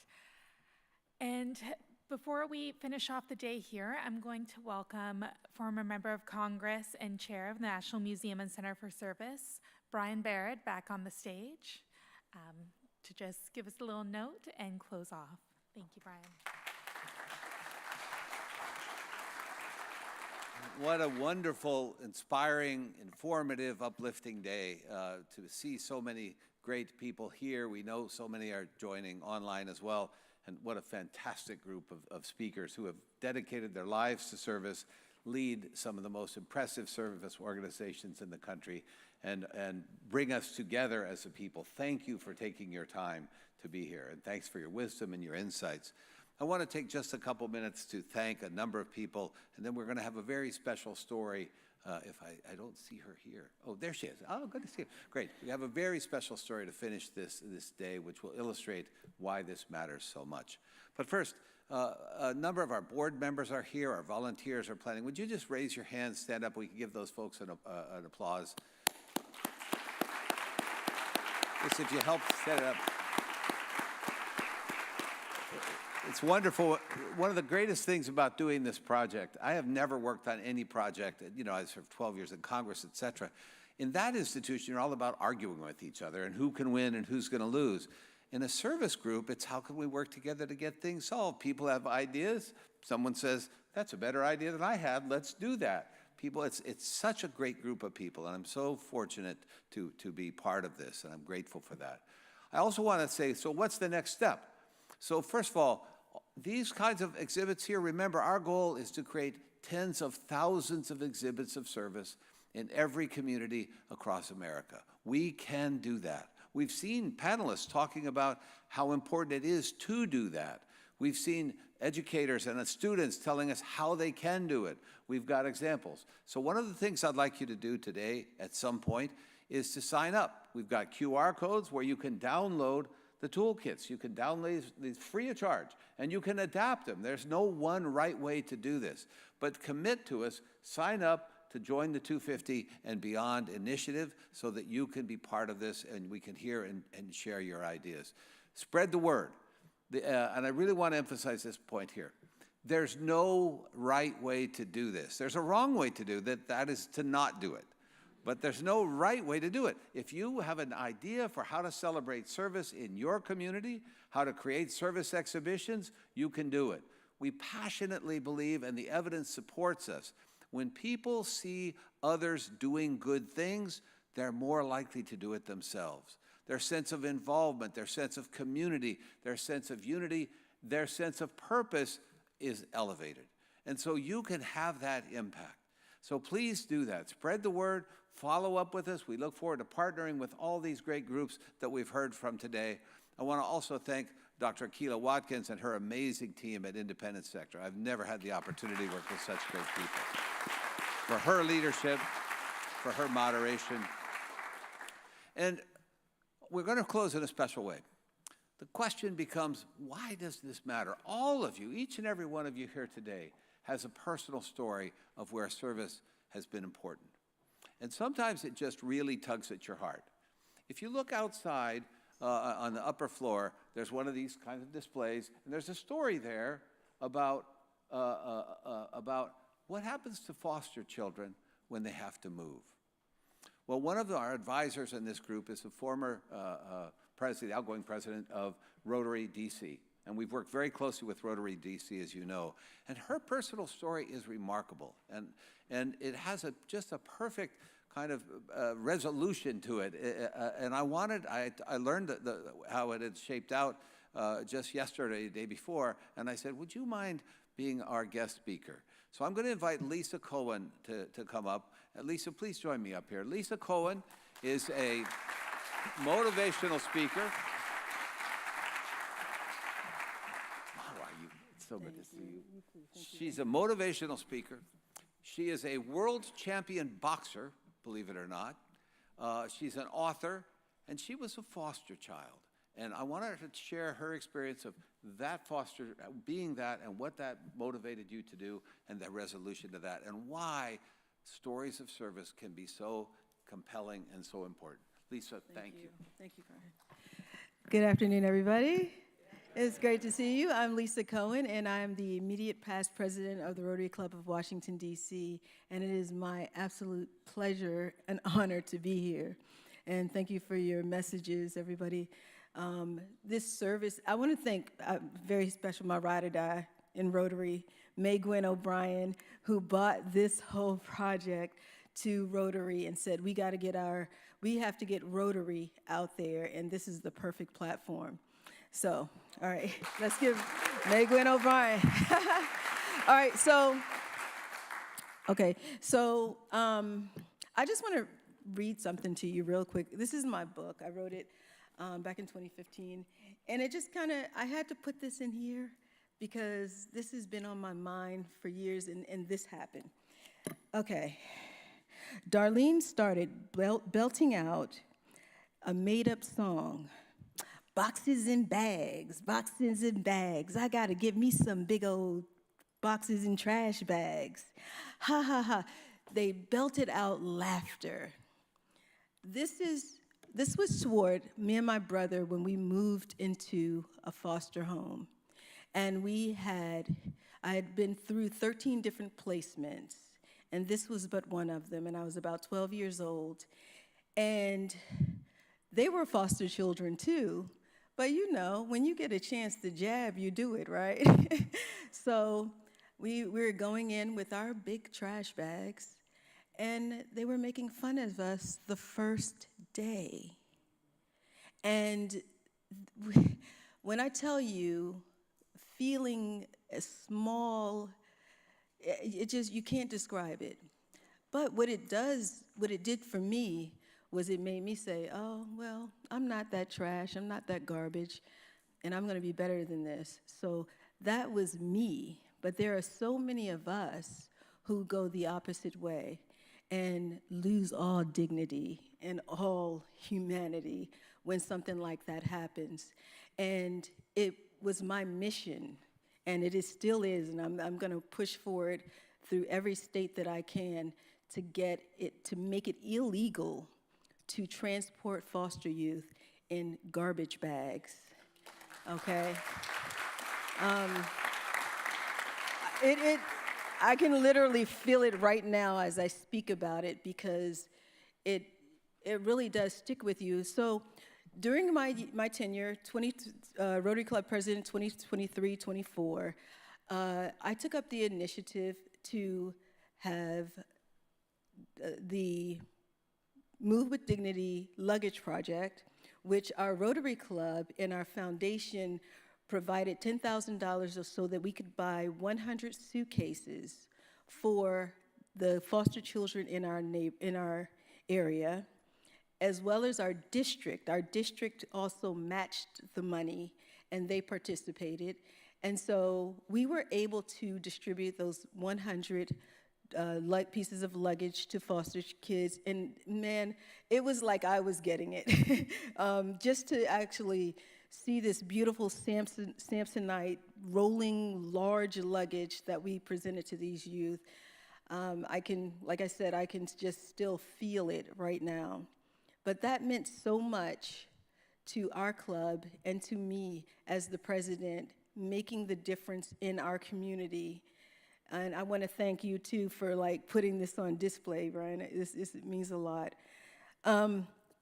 So what has happened though is I had a talk with several people, and I went to Janice Lewis George, who is my council member here in DC, and I said, Maryland has just passed a legislation to outlaw using garbage bags and making it mandatory for foster youth and young people aging out of care to have their own luggage that would be for them forever.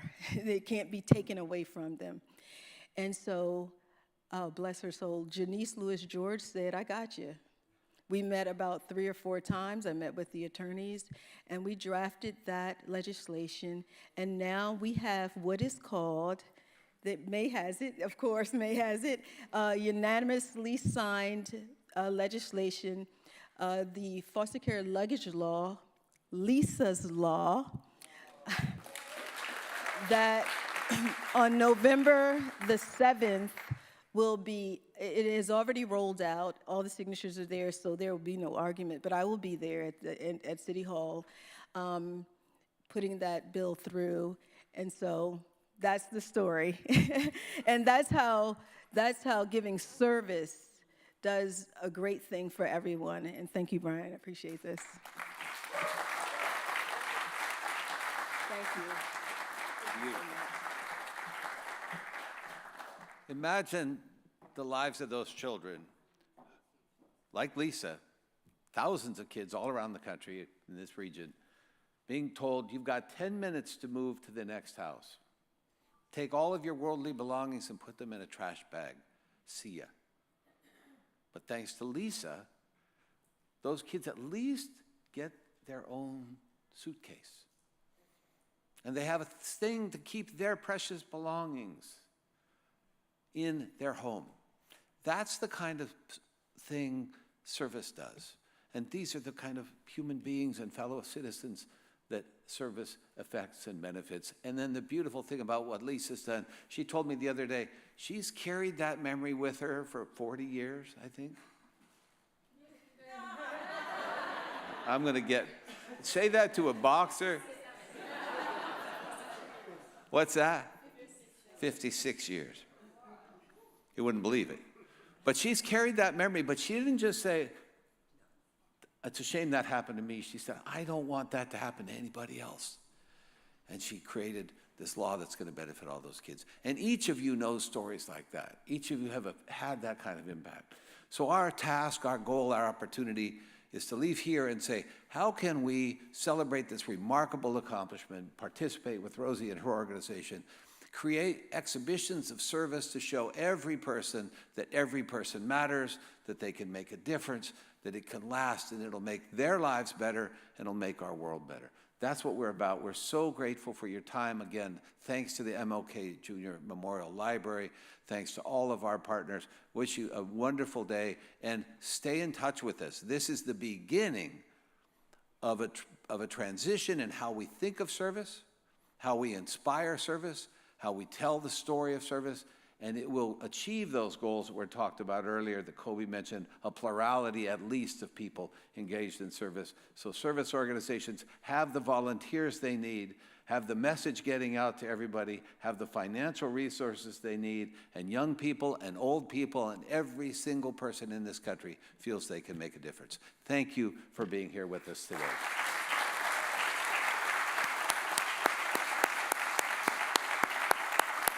And now we have a reception next door. We invite you to join us. For those of you who join online, thank you so much. You can check out the posted toolkits. I hope you'll do so. Meet the people who created them, etc. Lisa, thank you again.